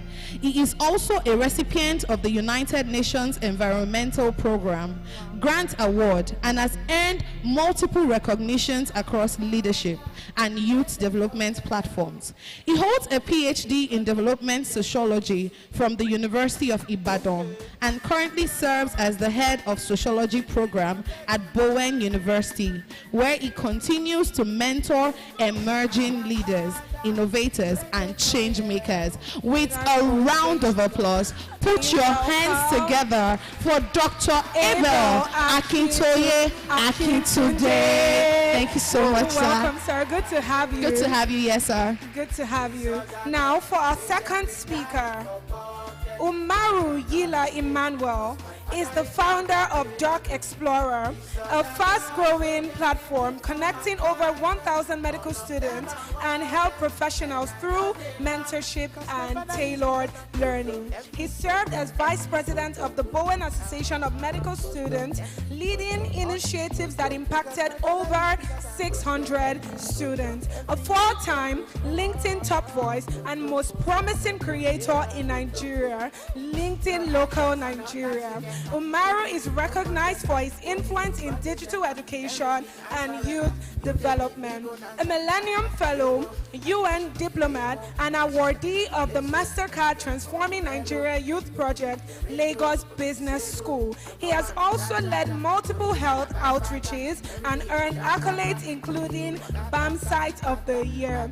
He is the author of Everything You Need to Know About LinkedIn for Beginners. So now, with a round of applause, can we welcome to the stage Umaru Yila Emmanuel. Come on, you can do better than that for our speakers. Thank you so much. It's so great to have you here. And the third person on our panelist bio is Iyanoluwa Odedeji. I am very sorry, I am not Yoruba, so I might mispronounce a little bit. Forgiving. He is a leadership development strategist and a doctor in training of Bowen University Teaching Hospital, Ogbomoso. Through his organization, Leverage Leadership, he works with young visionaries to inspire hope for a better Africa, impacting over 5,000 students through leadership empowerment tours. A certified strategic leadership consultant and member of Forbes BLK, Iyanu Oluwa served as the 2022 Bowen University one-day Vice Chancellor, and he was selected as a 2022 UN Millennium Fellow. Combining practical Christian principles with excellence in leadership, Iyanu Oluwa continues to shape the next generation of African leaders while pursuing his medical career. Join me as I make welcome Iyanu Oluwa Odedeji. He's going to join us on the stage when he's back. He just took a short break. He's going to join us on the stage. But still, can we welcome Iyanu Oluwa Odedeji, our third speaker. Thank you very much. Now for our final panelist, Ray Timsey is a fifth-year medical student and content creator known for blending entertainment with insightful medical storytelling. Through creative digital content, he simplifies complex medical ideas and connects them to everyday experiences, making health information more accessible and engaging for a broad audience. His innovative approach to health communication has earned him collaborations with notable brands including Quillbot, MedUcate, Samsung, Temu, Air Clinic, and DataTap, positioning him as a growing voice at the intersection of medicine, media, and digital influence. Passionate about the role of creativity and technology in healthcare communication, Ray continues to explore how medical professionals can use storytelling and digital platforms to educate, inspire, and shape conversations around health. With a warm ovation, can you welcome our fourth panelist, Ray Timsey? Welcome, it's so good to have you. So good to have you here, sir. And now we would be inviting our moderator for this particular session. Tota Ogenetega is a Millennium Fellow, national finalist of the Orators International Public Speaking Competition, and first runner-up at Bowen's Got Talent. She is a compelling public speaker, writer, and poet, passionate about using words as a tool for impact. Through powerful storytelling, she challenges perspective, inspires action, and amplifies voices that matter. Whether on stage or on paper, Tota speaks with clarity, with depth and conviction, driven by a vision to influence minds and shape meaningful conversation. Please join us as we welcome our moderator, Tota Ogenetega. And right about now, I can spot Iyanu Oluwa Odedeji. So please, us as we welcome Iyanu Oluwa Odedeji. Thank you so much.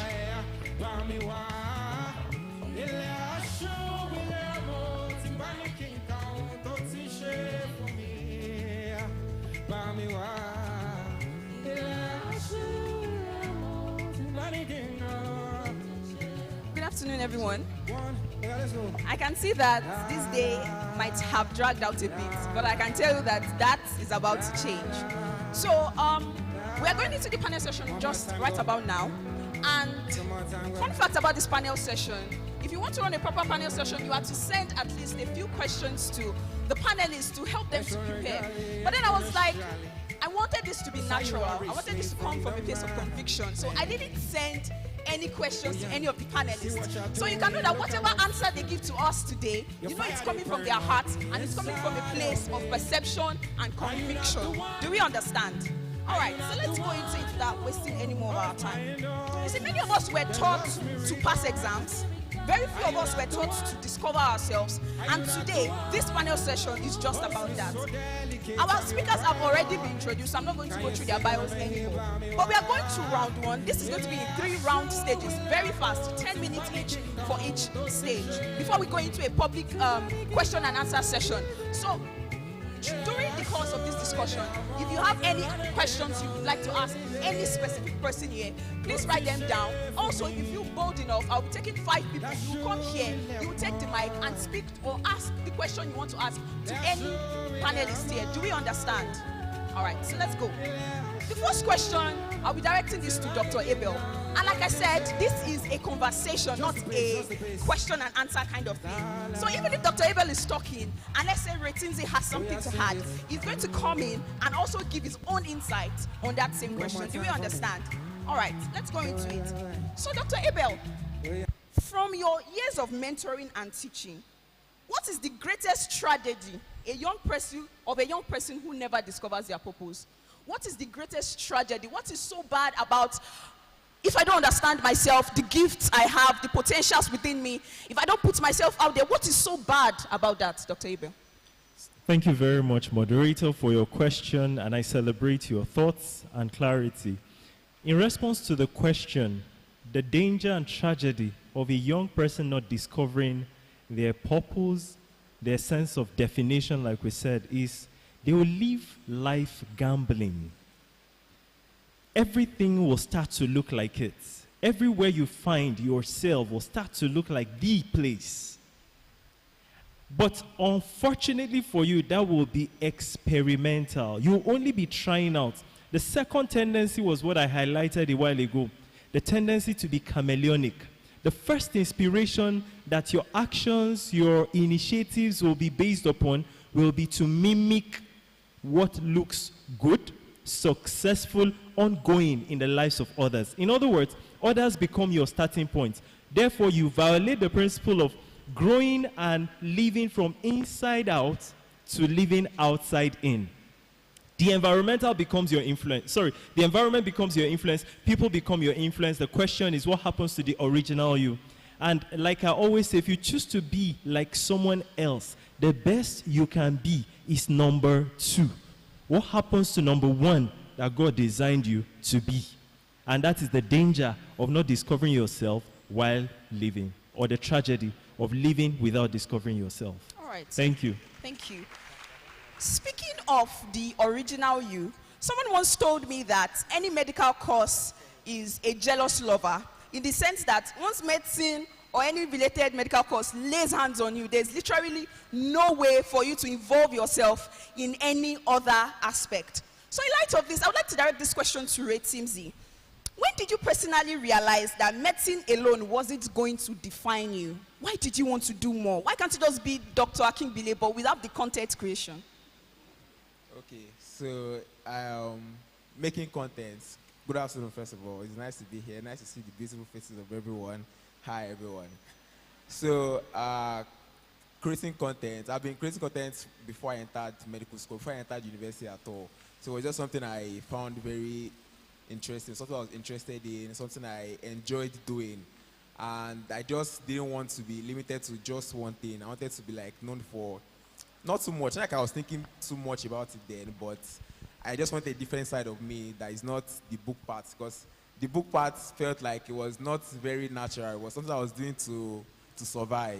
You know, because we wanted to go to medical school because we thought medicine will make us escape. I mean, to build generational wealth. That was the thought there. We now know we were a little bit scammed, but at least that was the thought then. So reading books and trying to pass exams was not like my own natural way of, or it's not what I think God wants me to do in life. So I saw this and I saw like, okay, it was something I was very interested in, and I just like kept on doing it, and that was how we are here today. All right. Thank you very much. Now this next question, when it comes to realizing that I can't continue reading books, going to exams, going for posting, I can't live my life in a circle like this, then that is when we have a question of understanding that there is more. And for most people, I think generally most people love to lead. When it comes to standing in a leadership position, most people love to be in charge. They love to be the ones behind the scenes telling people what to do. They love to be the ones to execute things. So in light of this, Iyanu, when did you realize that you weren't just meant to follow a path, but to lead others? Why did you want to lead? Knowing fully well that leaders sometimes bear the biggest bruises. Why did you want to take that position? All right, thank you so much. Thank you so much for being here once again. I think the moment of realization, to be honest, came after positions, to be very honest. I occupied positions initially because I was recommended for them, and then I got the opportunity and I said, yes, I would do them. But it got to a point in the journey whereby I found out that I had to be leading beyond just occupying the positions. All right, so I occupied one position, I had occupied the second one. So in between the second one, or maybe 50% to the second one, I found out that there was more to leadership than just being, for example, the head of the hostel, for example. Now, there's more to leadership than that. So I got to now begin to study more into what I could do with what I had been given, basically. And I found out that there were many people that were attached to what I was doing. So the moment I realized that there were souls, there were destinies attached to it, I found out, what's the word now? That light bulb moment, I have to help these people. I have to impact these people. So it went beyond being the male or shepherd of the student body into the fact that I literally have charge over all the male hostels. And then if God has given you such a position to be in charge of the male hostels, you have over 1,000 boys within your confine of impact, within your circle of influence. There is more you can do. So even if you don't want to be serious, or even if I didn't plan to be serious, that responsibility itself, you understand, brought me to that you have to be serious. And since then, I'd been occupying positions again, but it went beyond occupying positions now, because now I saw leadership as an opportunity to help someone become better. So everyone that came in contact with me, I had just one vision in mind. Can this person become better? And if I don't have what's the word? Now, if I don't have the ability within what I have, within my capacity, I don't have the ability to help this person at this moment, I can refer that, okay, Dr. Abel can help with this. Can I help you call Dr. Abel? And when you meet Dr. Abel, I have helped that person become better. Do you get what I'm saying? So it doesn't have to be you being the direct impact, having the direct impact. Yeah, it doesn't have to be directly you. But when you have this leadership mindset, you would also find out that you don't need a position to also impact someone. So someone can be around you, or someone can be with you, and then if you're thinking of how to help this person become better, you will think of ways that you can help, and it doesn't have to be you. So leadership moves farther away from you the more you understand it. Yes. And purpose also does that too. Thank you so much. But you mentioned something. You said at first it came from a place of you being recommended. Yes. Was this something you knew about that? Or was it conscious? Did you do things because you wanted people to see you and then go ahead to recommend you? Or this just came from a place of this is who you are and you built yourself to that point, even without any ambition, but under the scenes, people were noticing you and they started recommending you? Yeah, I didn't come to Bowen to be serious. I didn't plan to be serious at all. I know that's opposite of the person you're seeing. I didn't enter Bowen. I resumed Bowen late, but when I came to Bowen, the day I came to Bowen, I was planning to go to the other side of Bowen to do, you know what people do there now. But I just thought of it that these guys are praying. Yeah, this is my first day. Let me join them and pray, you know, so I can commit the whole year. At least if I start with God, then in the middle exam, I'll continue with him, and then in the end, we thank God. You know how we do it now. But that one session I had with those guys, I found out that, wait, why am I going to the other side? What's going on there? Is it not better to continue in this space? So the point of what I'm saying is that you might not have started with an intention for something, but there is a way purpose connects. There is what scripture says, bearing of witnesses. You bear witness, or there's something within you that bears witness with the fact that you were not made for that other side. You were made for this side. And you know what was fun? These people did not pray more than 10, 15 minutes. We had a lot of art talk as guys, and I knew that this is where I was supposed to be, not the other place. Now, as I got serious with that, basically, people began to commit more onto me. So people began to observe that, okay, like our convener said, they started calling me pastor. I was not a pastor. They started calling me pastor in quotes. Responsibilities began to come around. And guess what? The moment I stayed faithful in one, it bettered another. The moment I stayed faithful. So it seems like there's a progression of reward for faithfulness. Yes. So there is that place of you want it, but there is also the place whereby your heart bears witness with things. So I'm saying this, that on your journey of purpose, like Ray Timsey said earlier, there is a place whereby your heart just connects in a direction. And if your heart bears witness in that thing, And that thing doesn't have to be spectacular, because what I started with was just helping lead devotions in the morning.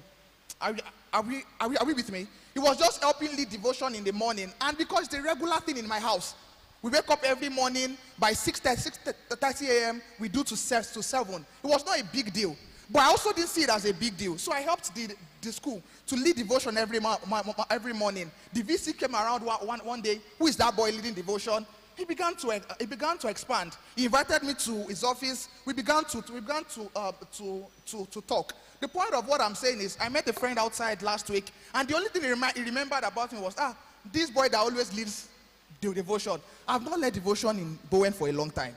But he remembered that this boy that always led devotion, this guy at the moment sells cars, one of the top car dealers in Nigeria, and I'm working with him at the moment, all because there was one boy he remembered that always led devotion. So it's not in the big things, the little things also matter. Thank you. Thank you very much. So I would actually like to bring in Mariela's perspective. When did it click that you could position yourself beyond the average student? I mean, like Retimzi mentioned earlier, medicine is supposed to be like a kind of generational wealth. Why did you just stick with the generational wealth that the world was offering you? Why did you decide that I want to make a platform, I want to go bigger? What was that push inside of you? Okay, thank you, Tega. Thank you to everyone that has been listening so far. Well, for me, the initiation of Doc Explorer came from investing in people. And that's basically what our slogan is. As Retimzi said, and as you have said so as well, the system is very dysfunctional for healthcare professionals in Nigeria and in most developing nations. So for me, when it clicked was that I normally have interactions with a lot of students, with a lot of healthcare professionals. I think if I'm going to mention my number one skill set, is to be networking. I like having those conversations. So I have conversations with people every time. And one thing that I came to understand was that a lot of people had dreams, a lot of people had ambitions and aspirations, but they do not know how to get to that point. That's one thing that I came to come and understand. One thing about me, I've always been an avid reader. I like to look at the history of people and know how they went from point A to point Z, how they were able to achieve what they achieved. What most of us just see when you look at public figures or entrepreneurs or people, achievers, captains of industries, what you see is the end result, but you don't know the journey they went through. And so I just came to a point where when I discussed with a lot of medical students, they're like, oh, they want to work in WHO, they want to do something with the UN, the USAID, and all of that. And they want to do public health. And I'm like, okay, so what are you currently doing now that you're on the path to that? What shows the trajectory to what you're talking about? And then many people become clueless at that point. So, and well, I had some exposure to an extent, and I learned a lot of things along the way. I became very, very big on LinkedIn, sort of, and so that's when I decided to initiate Doc Explorer. So at the end of the day, the whole essence of Doc Explorer, my platform and my team here, what we do essentially is basically directing people on the right path to get to the end result. Because one thing that we've come to observe is at some point you get, when you don't know how to get to that end point, you become very discouraged. You don't know how. So at the end of the day, what a human being needs is direction. So for me, it was because of purpose. It was because I felt like if we don't do this, then a lot of healthcare professionals are in trouble. Let me tell you the honest truth. The average healthcare professional after school right now is disappointed. That's the reality. How much are they paying? You understand? So, and you have the skill set to make so much money, you have the skill set to make so much impact. The only problem you have is how to get from point A to point B, or how to take your skills to a global level. And so that's basically what I saw and what I felt frustrated about, and I felt like this is something that I have to help with. So yes, that was how I went from what I started to where I am now. All right, thank you. Thank you. Can I please add to what he said for the benefit of our listeners too? So I noticed that a popular way of thinking when we're thinking about purpose is seed thinking. By seed thinking, I mean What do I have? What are my passions? What are my gifts? What are my talents? What are my abilities?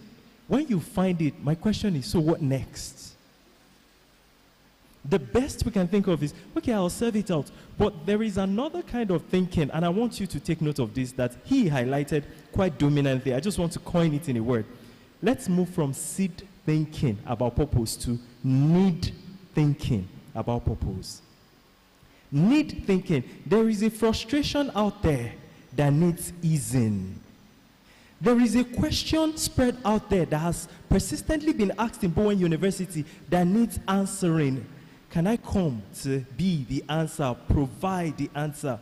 There is a pain somewhere that I can provide a cure for. So while serving, like Iyanu was saying, I suddenly begin to think from seed to need. What can I do to provide answer to existing questions, exotic questions, appetites? How can I bring solution to frustrations?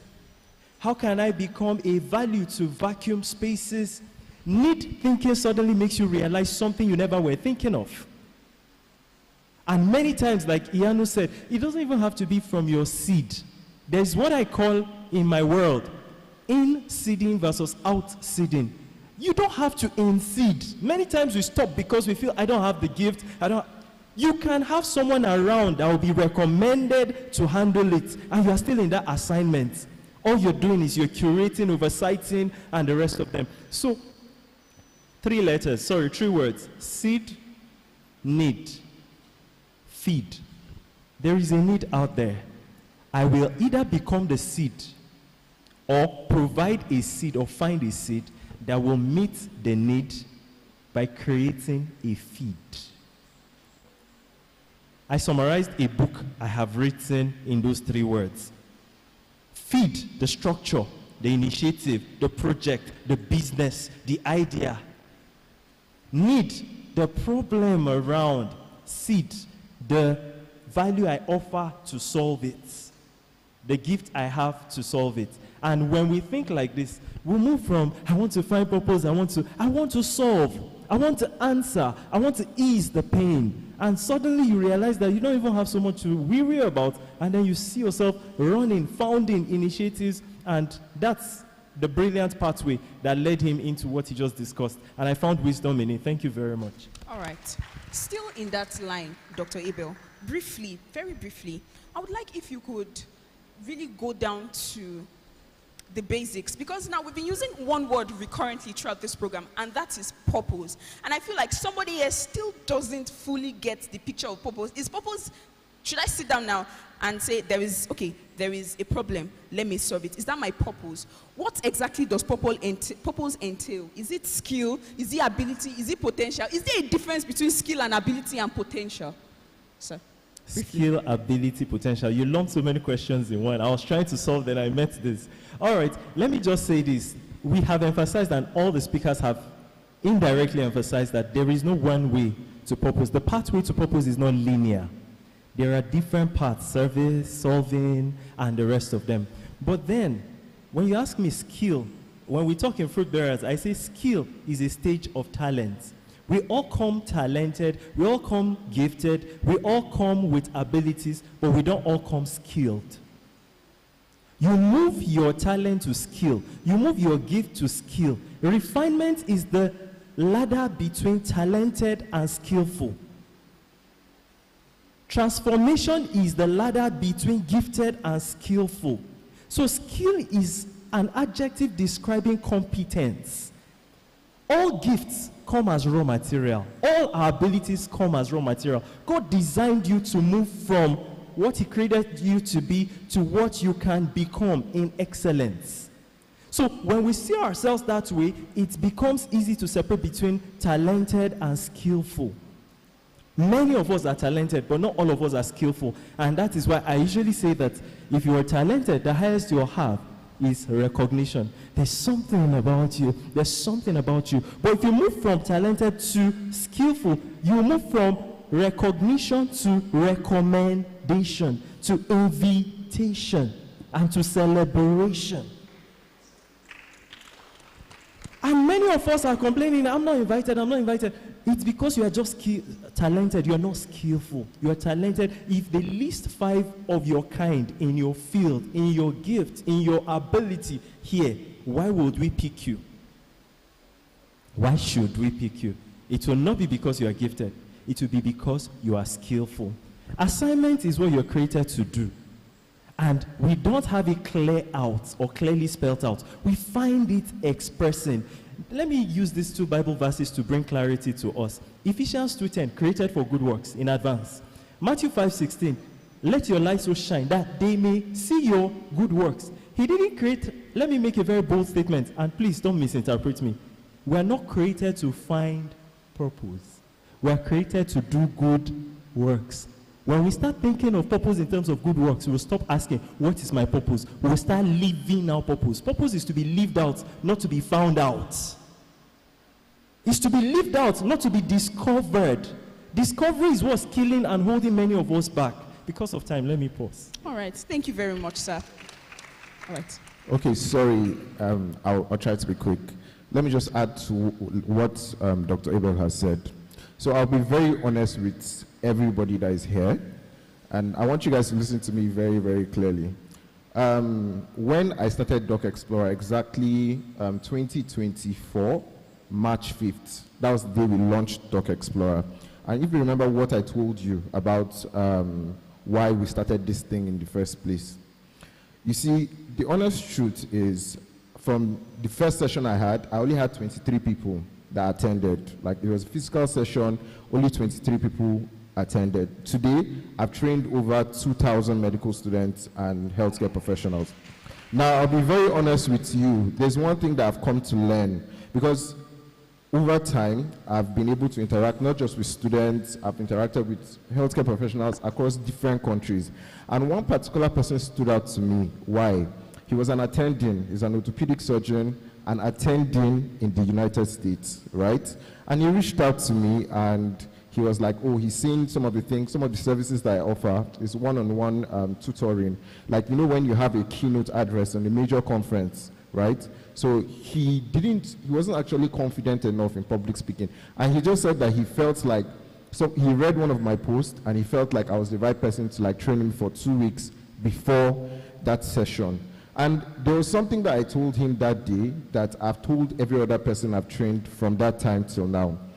Sometimes in purpose, you have to become, you're not necessarily, you're a person that has an idea, you know you want to do something, you have a conviction that you know you are meant for this, but then you are not that person.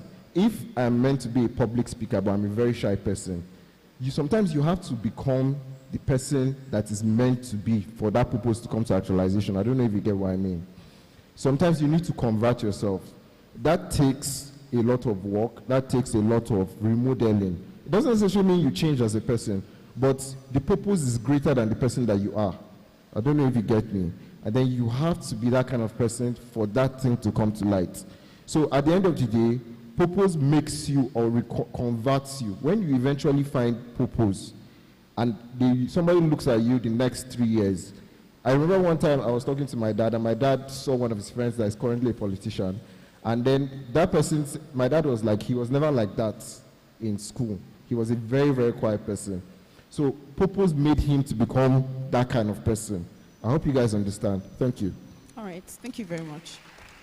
So what we're going to do now, we are going to go into what I call the hot spot, which is where I ask a series of rapid questions, and our panelists answer in nothing less than 5 sentences. So now they have to give us impact, they have to give us value in their answers, but only in 5 sentences. All right, let's go. First, I would like to direct this question to Ray Timsey. Personally, I'm very intrigued by him. I remember the first time I saw one of his videos online, and it was a medical content. I was like, this is new. How is this man getting people to subscribe? How did you get people to relate? Because it's better to relate to people like maybe Layi, for example. It's easier to relate to other people who are not specific in their content, but you're very specific. You go more into the medical space. How did you find a kind of balanced ground for you to be able to reach people who are not in the medical field? Okay, first of all, I thank you very much for your question. I think because some of the things that we experience in medical school and some of the things I act out in my videos are not necessarily things that only medical students have experienced. I see some videos and I realized that some consultant students' conversation or scenario, they are played out in some ways in which maybe students and supervisors have experienced, something like that. So it's like a general thing, and most people, at least a good number of people that follow me, went to university.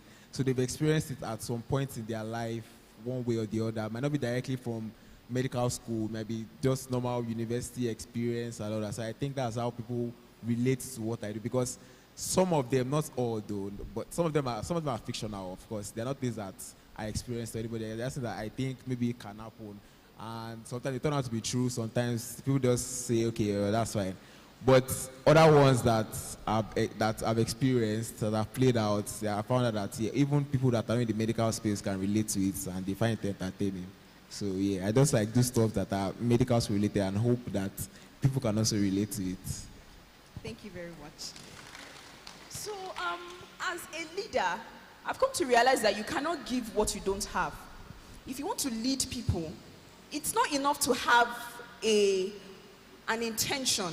I heard a quote once that you can be sincerely wrong. Meaning that you're coming from a very sincere place. You really want to help people improve. You really want to help people become the best version of themselves. But where you're coming from is wrong.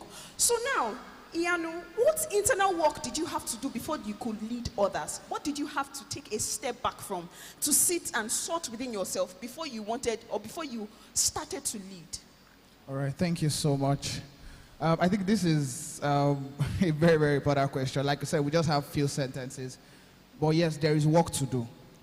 There is work to do. Hila was speaking and he mentioned how that at times the purpose reconverts. That reconversion, as easy as that word is, that can take 5 years.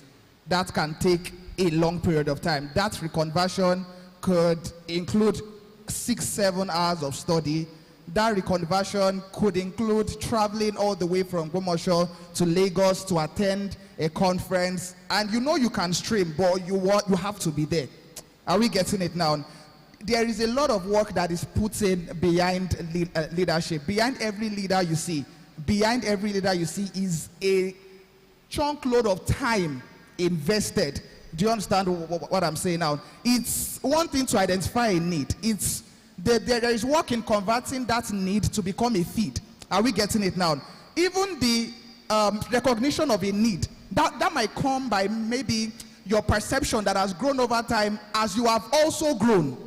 Are we getting it now? So as you're growing, your perception grows, and then you are able to identify needs faster than you were before. But identifying a need is not all that there is to it. There is also the conversion to a feed. Now, what people can consume and be blessed out of, that also requires work. So every stage of leadership requires work. And I think what will happen is I would give maybe 100 copies of my book free a year after this. Yeah, I think, thank you so much. Thank you so much. My roommate is here, Finn. He will help bring it. Thank you so much, sir. I love you. All right. So I didn't plan to bring it, but I know it will help a lot. And the reason why is it was my first book to be ever released. There were many questions I had in mind and everything, but it was one of the most stressful moments of my life, a part of me that was stretched a lot, because I didn't want to just send out any kind of leadership book. There are many leadership books. Why should they feed on my own? Are we getting it now? There are mentors who have books. There are mentors who have papers around that you could study, but why should they consume mine? What has to be special about my own? That is where the work went in. So I began to study, and then I found out that I could present a book in a fictional story. By the time you see the book, you can read it in about 2 hours, actually. It's going to be a story. It's a story, and from the beginning to the end of that story, you might be glued all through. So I had to do leadership in such a way beyond just what is leadership, to about talking about a student and how the student navigated through the school and various things that she learned and unlearned and relearned along the way. So it's a book that will really bless you. I'm not here to sell the book, but I'm here to tell you that there is work behind leadership, and you must put in the work. Thank you so much. All right.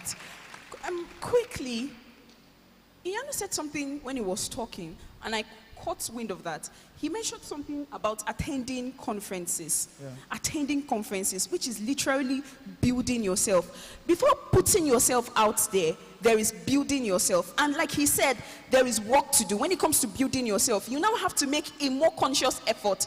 If it were to be, let's say we were students of the other side. When I say the other side, I mean Bowen University in Iwo, studying, maybe I won't say simpler courses because every course has its own peculiarities.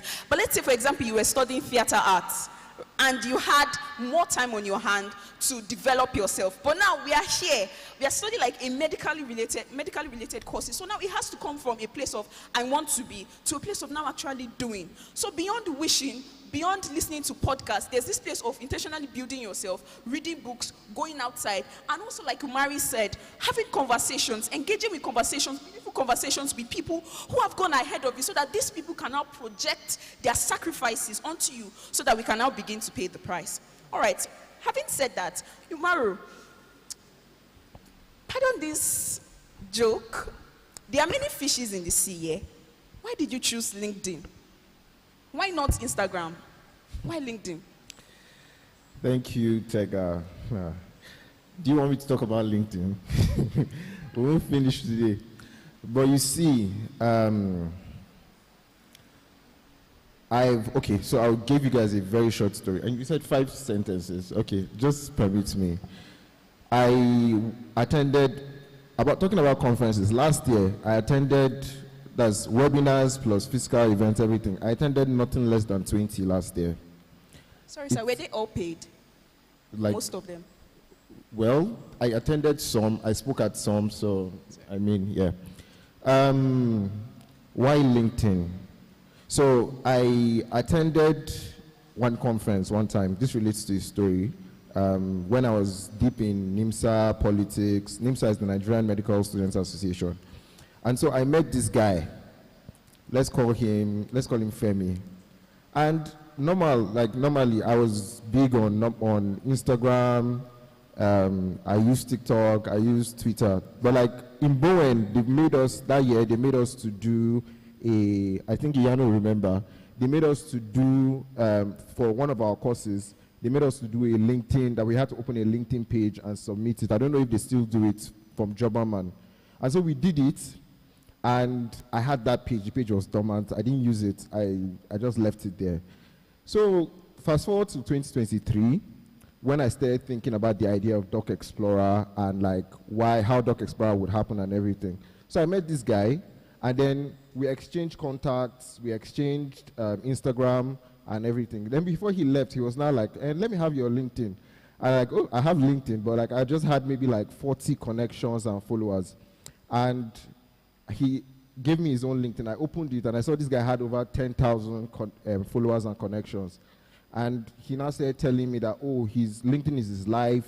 He makes over $800 per week, this and that. And he's a medical student like me. And so I was sincerely interested in how he was able to do that. I attended some LinkedIn optimization workshops.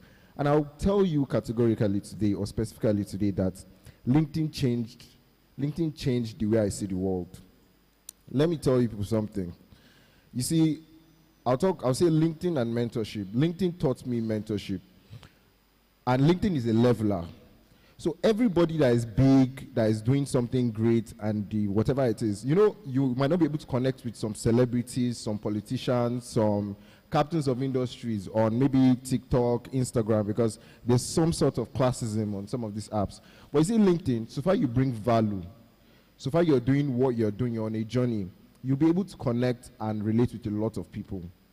I don't want to start mentioning some names of people that I have in my network, but I've had top CEOs, people reach out to me on LinkedIn just because they can see that I'm doing something that is purpose driven. You understand? Some of them will even send messages to you. And I've come to understand that LinkedIn is if you are in a developing nation, or you're in a nation that has scarce resources like Nigeria, LinkedIn is that place where you can take your skills to a global scale, and then you'll be able to get results from it. That's the only app, and it has the concentration of the most serious people in the world. So everybody knows that when you're coming to LinkedIn, you have a certain lingua, you don't just talk anyhow. Everybody is serious-minded there. So if you're doing serious business, it's easier to get results or conversion from whatever you're doing. So LinkedIn became the place where I felt we could really help medical students to find things like research. We have gotten a lot of internships for people. We have gotten jobs for people. We have gotten mentorship. And mentorship particularly, because mentorship is that thing that can help you. The way I define mentorship, if somebody that you see today, maybe he's 60 or she's 60 and has achieved so much, mentorship is that thing that can help you reduce the years to get to that end result. Because that person would have already gone through like a lot of challenges, ups and downs. So if that person should tell you, do A and don't do B, it's easier. And you see that you might get the results in lesser years. So LinkedIn just became that house. I mean, we got a lot of contacts for a lot of people. We were able to connect skill to people that needed skill. We were able to do a lot, and LinkedIn just became my second go-to place. And that's why I invested a lot into LinkedIn. I think we have done over 6 LinkedIn optimization workshops for medics specifically. And many medics have done so much. They have gotten scholarships, research opportunities. They have gotten in contact with mentors that have really changed their lives. And so LinkedIn just became our go-to. So in Doc Explorer, we have a rule that when you're coming, you have to like literally go through this LinkedIn optimization workshop, because that's when we introduce you to the world of possibilities, literally. Thank you. All right. So we will be going into a kind of not crossfire in the violent sense, but I'll be asking a general question, and our panelists will be giving us their own peculiar insight to that question, because I know and I believe that there are people of different belief systems, different values. So this question I'm about to ask, we are going to enjoy a variety of personal opinions, so we can understand that, as Dr. Abel said, purpose is not linear. Sometimes it can be non-linear, if there is a word like that. After this session, we'll be going into the question and answer. So please prepare your questions. If you're bold enough, I'll be taking 5 people to come up and ask their questions specifically. All right, are we ready? Are we ready? Okay, thank you. Where do students get it wrong? Now, I'm asking this question because 90% of us seated here are, to an extent, still students. So where did students get it wrong? I want you to come from a place of, where did I first get it wrong? Because our stories cannot all be a culmination of a bed of roses. You missed a step somewhere. What was that thing that you did wrongly that you are willing to share and to be vulnerable a bit to help us, prevent us from making that same mistake? Where did I get it wrong? Where did students go wrong? Let me start so that we can buy time and buy air. I had a gift in my final year. On the day I was going to convocate undergraduates, my uncle brought this gift, and the gift was a book titled The Power of Focus. That was the first time I was meeting Donald Trump officially. That's the book he wrote. And I was excited. I wasn't too curious. I just said, thank you. I knew one more book added to my library. I got home, then I opened this book. Imagine my surprise. I was hurt, offended, disappointed, and annoyed. Why? Everything in that book contained everything I should have been doing back in school that I never did. I asked myself, did they read this book before they gave it to me? Or they just gave it to me as an impulsive gift? I saw the trainings I could have attended, steps I could have taken, all of the network opportunities I should have explored. Thank God that in this time, those are not things that you have to scramble for. They come to you. But even then, there were those opportunities I never had to take because I didn't know better. What I could have done as an undergraduate, I started doing as a postgraduate. Most of what I teach in Fruit Bearers is like trying to get those days fixed in my students, fixing myself in my students, fixing my yesterdays in my students, and trying to ensure that you explore. You have what I call the Issachar quotient, your ability to see penetratively into time, to take the opportunities that are locked in time that the average person does not see. And that was what I saw. And I felt, wow, I should have done better. There is a tendency for each of us to want to be triangular because you feel you know better. But there's something I also noticed, that every undergraduate that is teachable stands a bigger chance, a higher chance, a more successful chance than an undergraduate that feels full. I know it. I get it. Before they say it, you know I already know. No. There is no harm in hearing again what you've heard. There might just be a new word you need to add to your vocabulary. Always have a listening, teachable mind. But again, Issachar quotient, to discern that this time is a space for maximum exploring of opportunities. All right. Thank you, sir.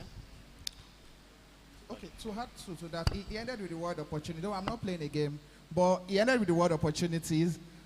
I think one mistake that I could have made, or I made at some point until I got a reset, was that don't wait for opportunities. I know you've heard this before, but there is a kind of fear, especially when you have also achieved a lot over time. You tend to relax and want to wait for opportunities, but you don't wait for them. You actually have to create them. And I'm not saying this to give you a quote. I'm telling you because of where you are at the moment. You are in a country where, like one of my lecturers would say, things are not working. Are we getting it now? If you don't create it, it won't come. That's the truth. If you don't make it, if you don't make it happen, if you sit back and then you read the testimonies of people who are in first world, second world countries and expect the same to happen to you here, you will spend years wasted, to be very honest. You will spend years wasted, except you come to that point where you realize that if you don't help yourself, no one is coming to help you. And the truth is, we are believers, fine. But there is also a limit to how much God too can help you, except you show yourself ready for help. Are we getting it now?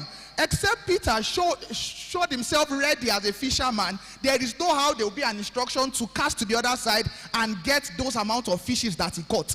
Are we with me now? Many of you are expected to sit at home and an instruction of go to the other side and throw your net should come.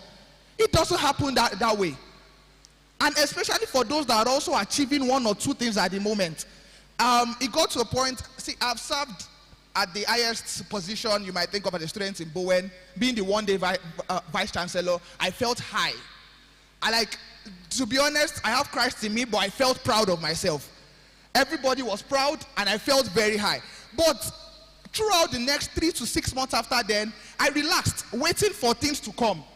That I've served as one day VC. It's out there, had interviews with Punch newspaper, with Guardian newspaper, with Nation newspaper. So I was expecting things to flow.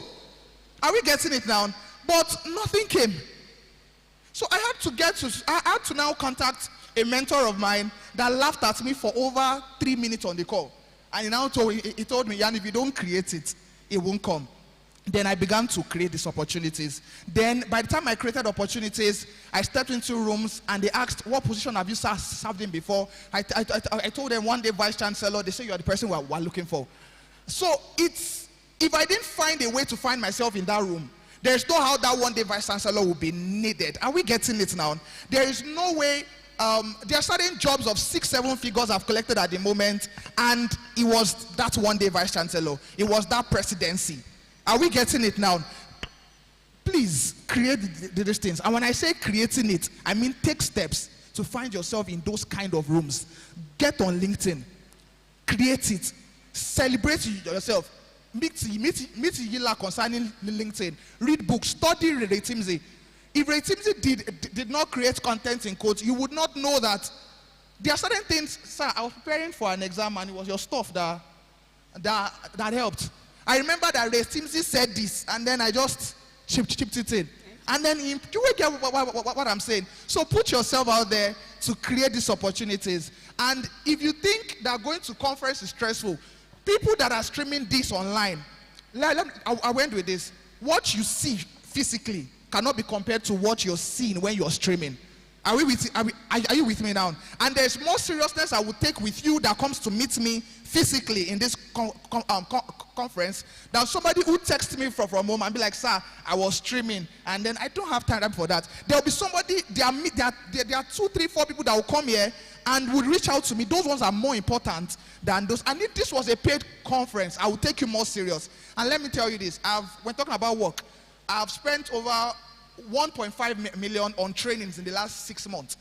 And they've yielded, of course, let me tell you the yield from me so that you not think I'm spending alone. They have yielded over 5 million to 6 million. Last I calculated 5.7. I'm giving you exact figures because I can show you the result from it. So when I say put in the work, create the opportunity, I know what I'm saying. Thank you.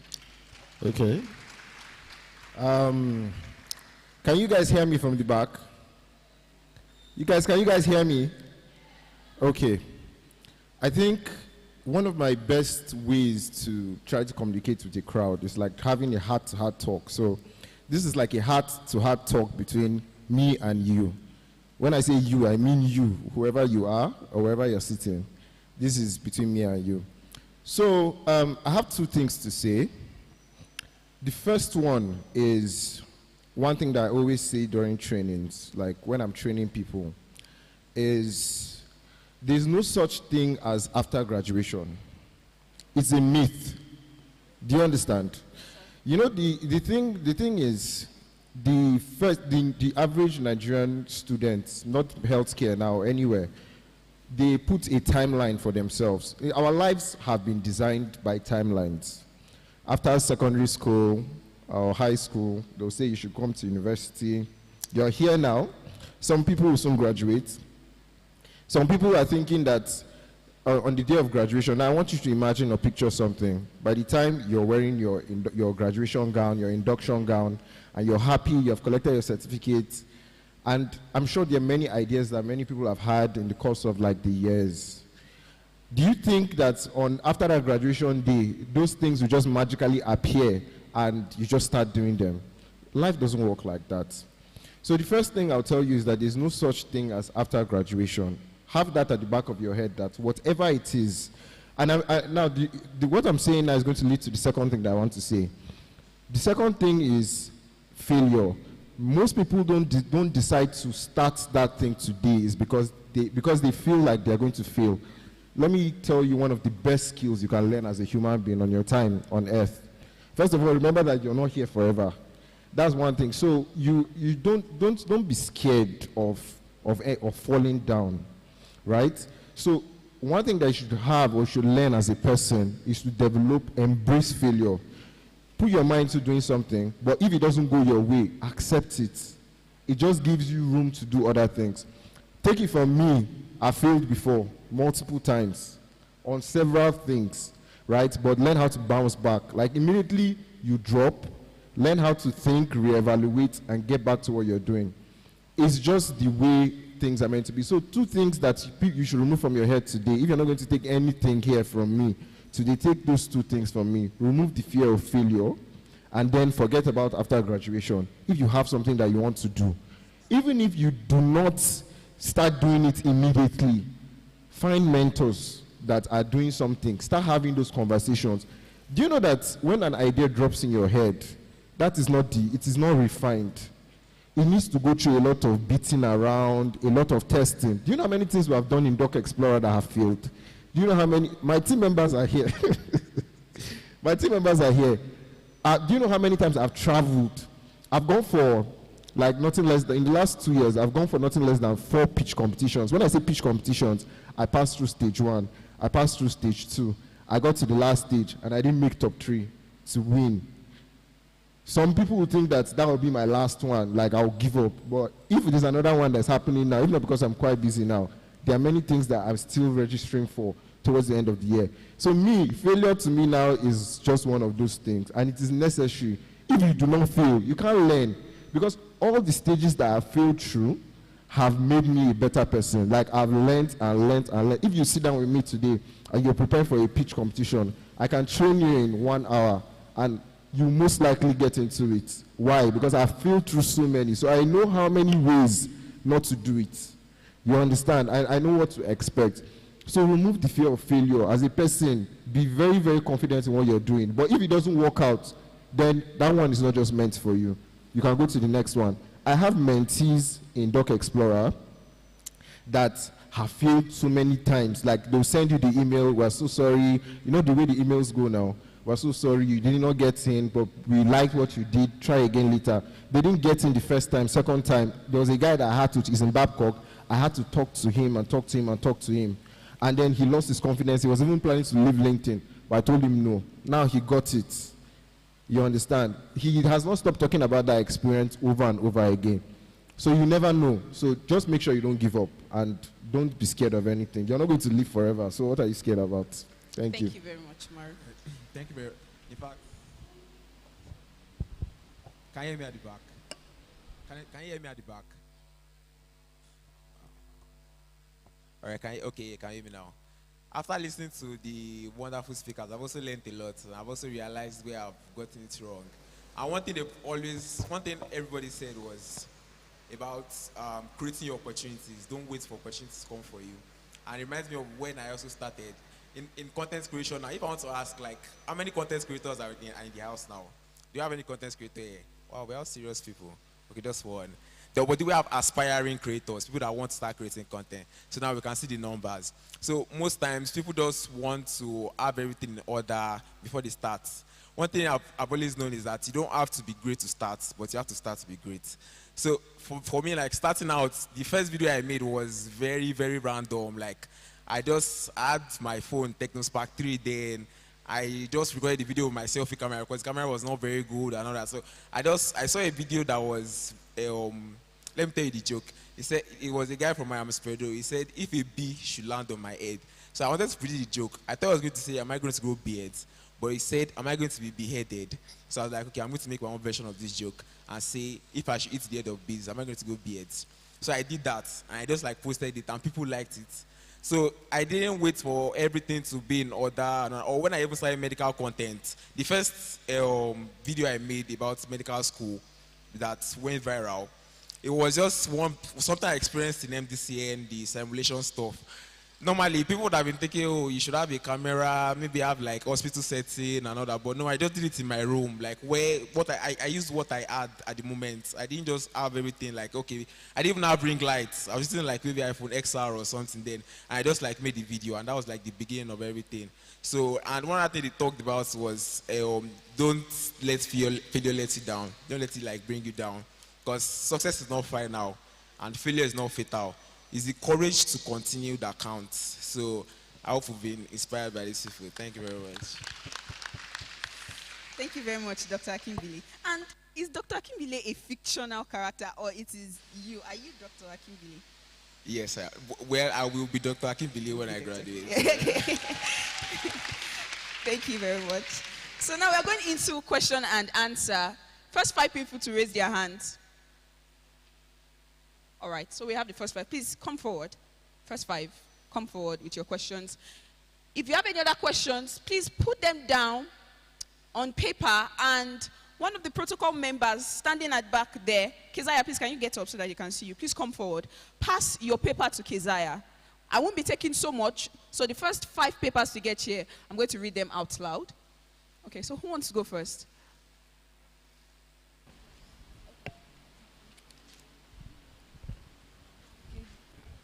This is to Sir Iyanu. Is leadership something you go into, or does it find you whether you are ready or not? Yes, or is something you go into?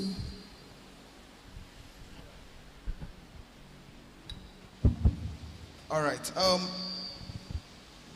I believe leadership is lifestyle. Leadership is, in one way or the other, you're doing leadership.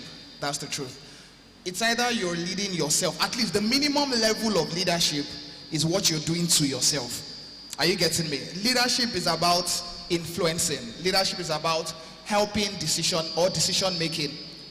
And like I said earlier, the minimal form of leadership is what you're doing to yourself, the decisions that you're making, the influences that you are allowing into your life. Are we getting it now? So in one way or the other, you are doing leadership. And I want to believe that the context of leadership you're talking about now goes into the positional form, right? Or where you become a global leader, in quotes. Now, the point of this is, if you've not been effective in making the right decisions concerning your life, there's no how you can become such. Now, so what I would say is that leadership is more of a progressive journey, in quote. So there is no point there is no point whereby you would say you are done leading. And there is no point also where you can also say, I started per se. Because from your young age, you made decisions. For some boys here, you were good at convincing people to join you on the field to play football every 4 p.m. That's leadership. Are we getting the point I'm trying to make? What just happens over time is that the more you grow, the more it begins to extend and expand. And then you see yourself leading, or basically leading 10 people, 20 people, and then they become a reflection of your own leadership. Are we getting it now? They become a reflection of your judgment. How good are you in making the right decisions? So they would usually say that everything rises and falls on leadership. So I want to recommend, or I would basically say that it's more of a growth journey. As you become better, in quotes, you are opening yourself also to better opportunities, and you are also opening yourself to better experiences in leadership. So it's more of a growth than what's the word? Than it's finding you. Yes, leadership can find you. Yes, leadership can find you. Purpose can find you. Emmanuel Iren says, leading seeks you. Have you heard of that? Yes. So there is leadership finding you, but that is, like I said, there's the bearing witnesses that have to happen. Good leadership won't find you if you've not been able to lead yourself well also. Are we getting it now? The opportunities you're looking for are also looking for you, but not just this version of you. Can you become a better person and attract better opportunities, attract better leadership spaces, attract better people to lead? Thank you so much. So I'm going to say this going forward for the questions. Please go straight to the question, and for the panelists going to respond, please let us try to respond within 3 sentences. Yes, 3 sentences or less, in fact. Okay, so there's always this saying that you are merely existing till you know your purpose, then you start to live. So like there's this statement that Dr. Abel mentioned. He said you don't discover purpose. You don't discover purpose, you live it.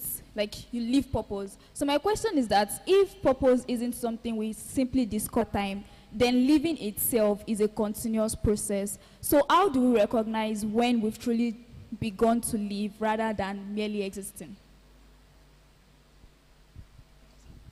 Can we celebrate her for the brilliance of that question? That was a very well articulated question.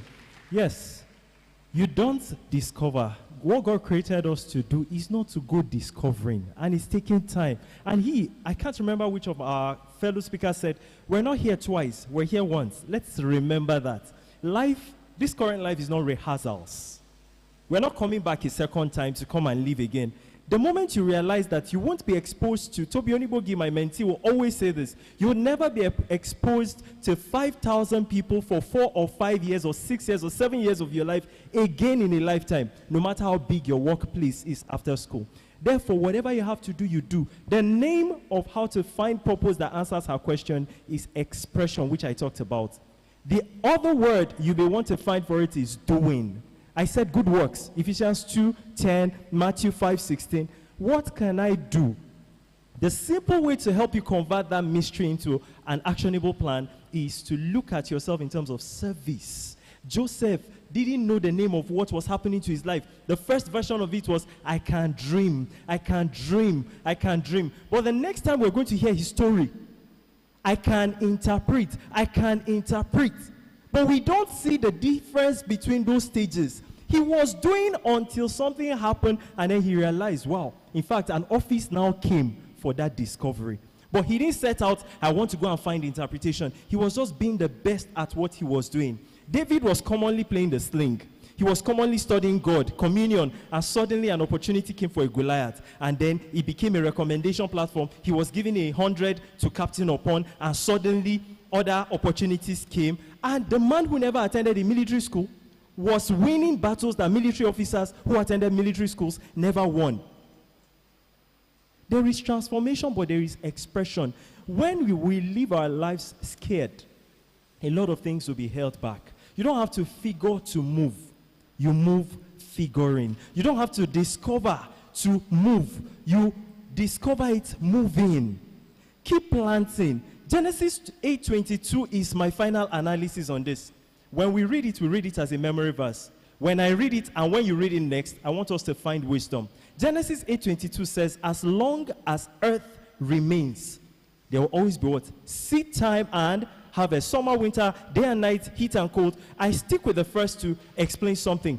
Seed time harvest means from now on, stop looking at TIME as clock, calendar, mathematics, time. No. Life, time, opportunities, decisions, days, moments are now seed-like, are now soils. What should I do when I show up in this hall? Plants. And I'll ask myself, how do I plant? Find value. Find where I can touch lives, change lives, help lives, solve problems, add value. And before you know it, one day someone will tell you, do you realize you are doing this very well? You should probably think of opening a LinkedIn account and blah, blah, blah. So I say this, deployment is another word for expression. It is in deployment that you find alignment that now leads to your assignments. Don't go finding assignments. You won't find it. Deploy. Alignments will happen, assignments will happen, and refinement keeps going, and bigger versions of you are happening. You don't discover moving, you move discovering. Thank you very much. Thank you, sir. Good afternoon, everyone. So my question is to no one in particular, but it's something I've heard, and I want to understand anyone's point of view.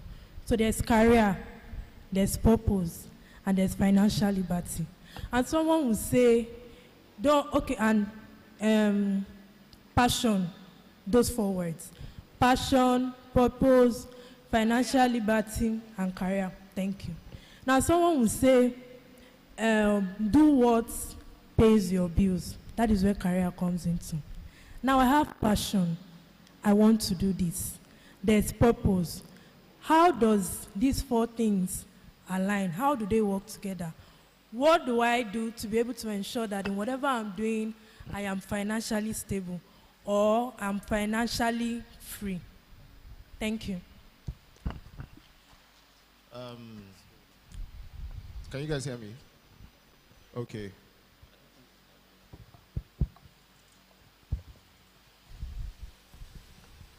Okay. So this is a very good question. This is a very, very good question. And the reason why I feel like I can answer is because I had a similar conversation, very long conversation last week that has to do with this. Now, let's start with passion, right? We're all here in med school. We're passionate, right?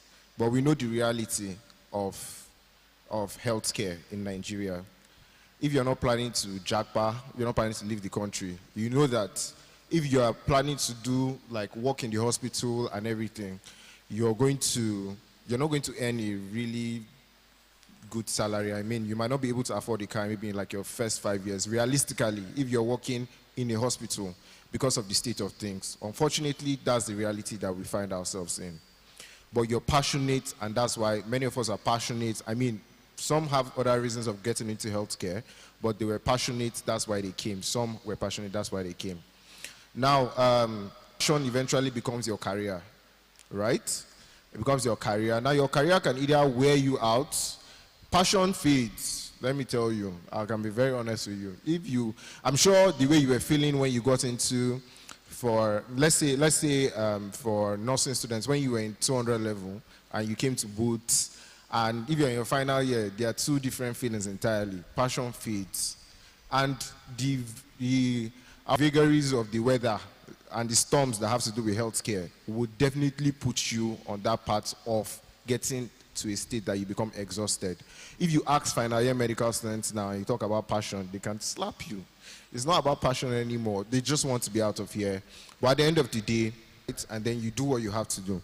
Now, let's talk about money. And the reason why I'm saying this is because as I said, I had a conversation about this, and we spoke about this with somebody that we're trying to work on something that has to do with this question. Healthcare professionals, medical students never talk about the financial aspect, and that's a very, very wrong notion. you should always remember something. You're not going to live on words. You're not going to live on thank you. You're going to live on money. English. If you waste time, they'll minus your money. You understand? I'm leaving this program by 3 because I have another program to attend by 3 because I have another program to attend to. You understand? So if you waste time on anything, generally, like, you just need to find a way, anything that you're doing, no matter the passion you have, make sure you enterprise it. Make sure you convert it into skills. Like, which department are you in? You're nursing. Let me just give you an instance now. You can become a digital nurse, right? You can be doing your normal nursing in practice. You're passionate about it. But because you're not paid well, it basically affects your passion, and your passion indirectly or directly affects your career. So you can see the way everything is connected. So you have to be realistic, and then you have to find ways to be comfortable enough. By becoming a digital nurse, you can become a virtual care assistant. Days that you're not on your shift or your call, you can become a VA. VAs are getting paid $250 per week. The ones that are in Nigeria. That's easily $1,000 per month. How much are they going? Is there how many nursing jobs in Nigeria will pay you over ₦1 million? So you make your passion, and it's still in line with the things that you're doing. So you make your passion and form other skills to earn. Because money is very important at the end of the day. Just always have it at the back of your mind that no matter what you are doing, no matter how passionate you are about that thing, you need to live by finances at the end of the day and resources. I hope I answered. Let's celebrate that. Please, let's celebrate the participants. They would be pitching for 100,000 naira. Please encourage them as much as you So can. whatever you will be hearing here this afternoon would be days of hard work, sleepless nights, plans. So I want you to celebrate them as much as you can. Please put your hands together for them.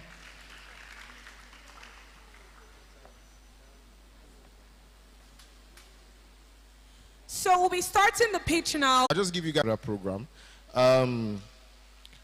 There was a day I was in.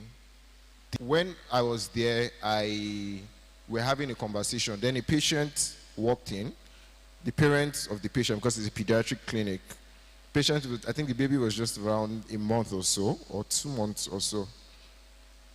So for those who know, or for those who don't, before a baby is meant to have gained, at the age of I can't remember the exact age of the baby. Is Grace Oluwafumilaya Falomo, and the films are sold off without them understanding their potential. And this is where One Earth Foundation comes in. My name is Akinpelu Joy, and I'm the founder of One Earth Foundation. So One Earth Foundation is a team-led initiative focused on support, focused on advocacy, and focused on safety. Let's take a look at national data. In the national data, according to Nigeria, in the Nigeria national data, we have over 10.5 million children dropouts that are out of school, and we have about 25% of teenage girls, 54% of teenage girls in secondary school, and up to 50% of girls out of school, and this is the northern regions.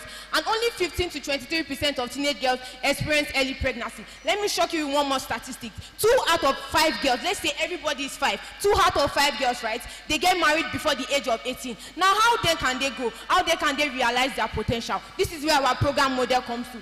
The first one is identification and stabilization, because most of these vulnerable girls shy away. The second one is care and healing. We want to focus on the emotional part, and we want to regain their confidence back, because this is a long-term approach. The third one is education and skill development. This is to transition them back to the society. And the last one is long-term support. Long-term support, because this is going to make them to be aware that we truly care about them. So it is a sustained growth, and it's a long-term impact growth. Now, One Earth Foundation is going to partner with so many organizations. We have the first one that is in Ogbomoso, Agbala Orphanage Home, and the second one is the Welfare Initiative Home. Now, we are going to see how partnership to make it sustain. And yes, we are going to take it international. But before we take it international, we are going to solve the impact of Nigeria, because Nigeria has one of the 4x in 2 years. So 100,000 naira will help. Well, 100,000 naira would help. We are not just going to be putting the 100,000 naira into the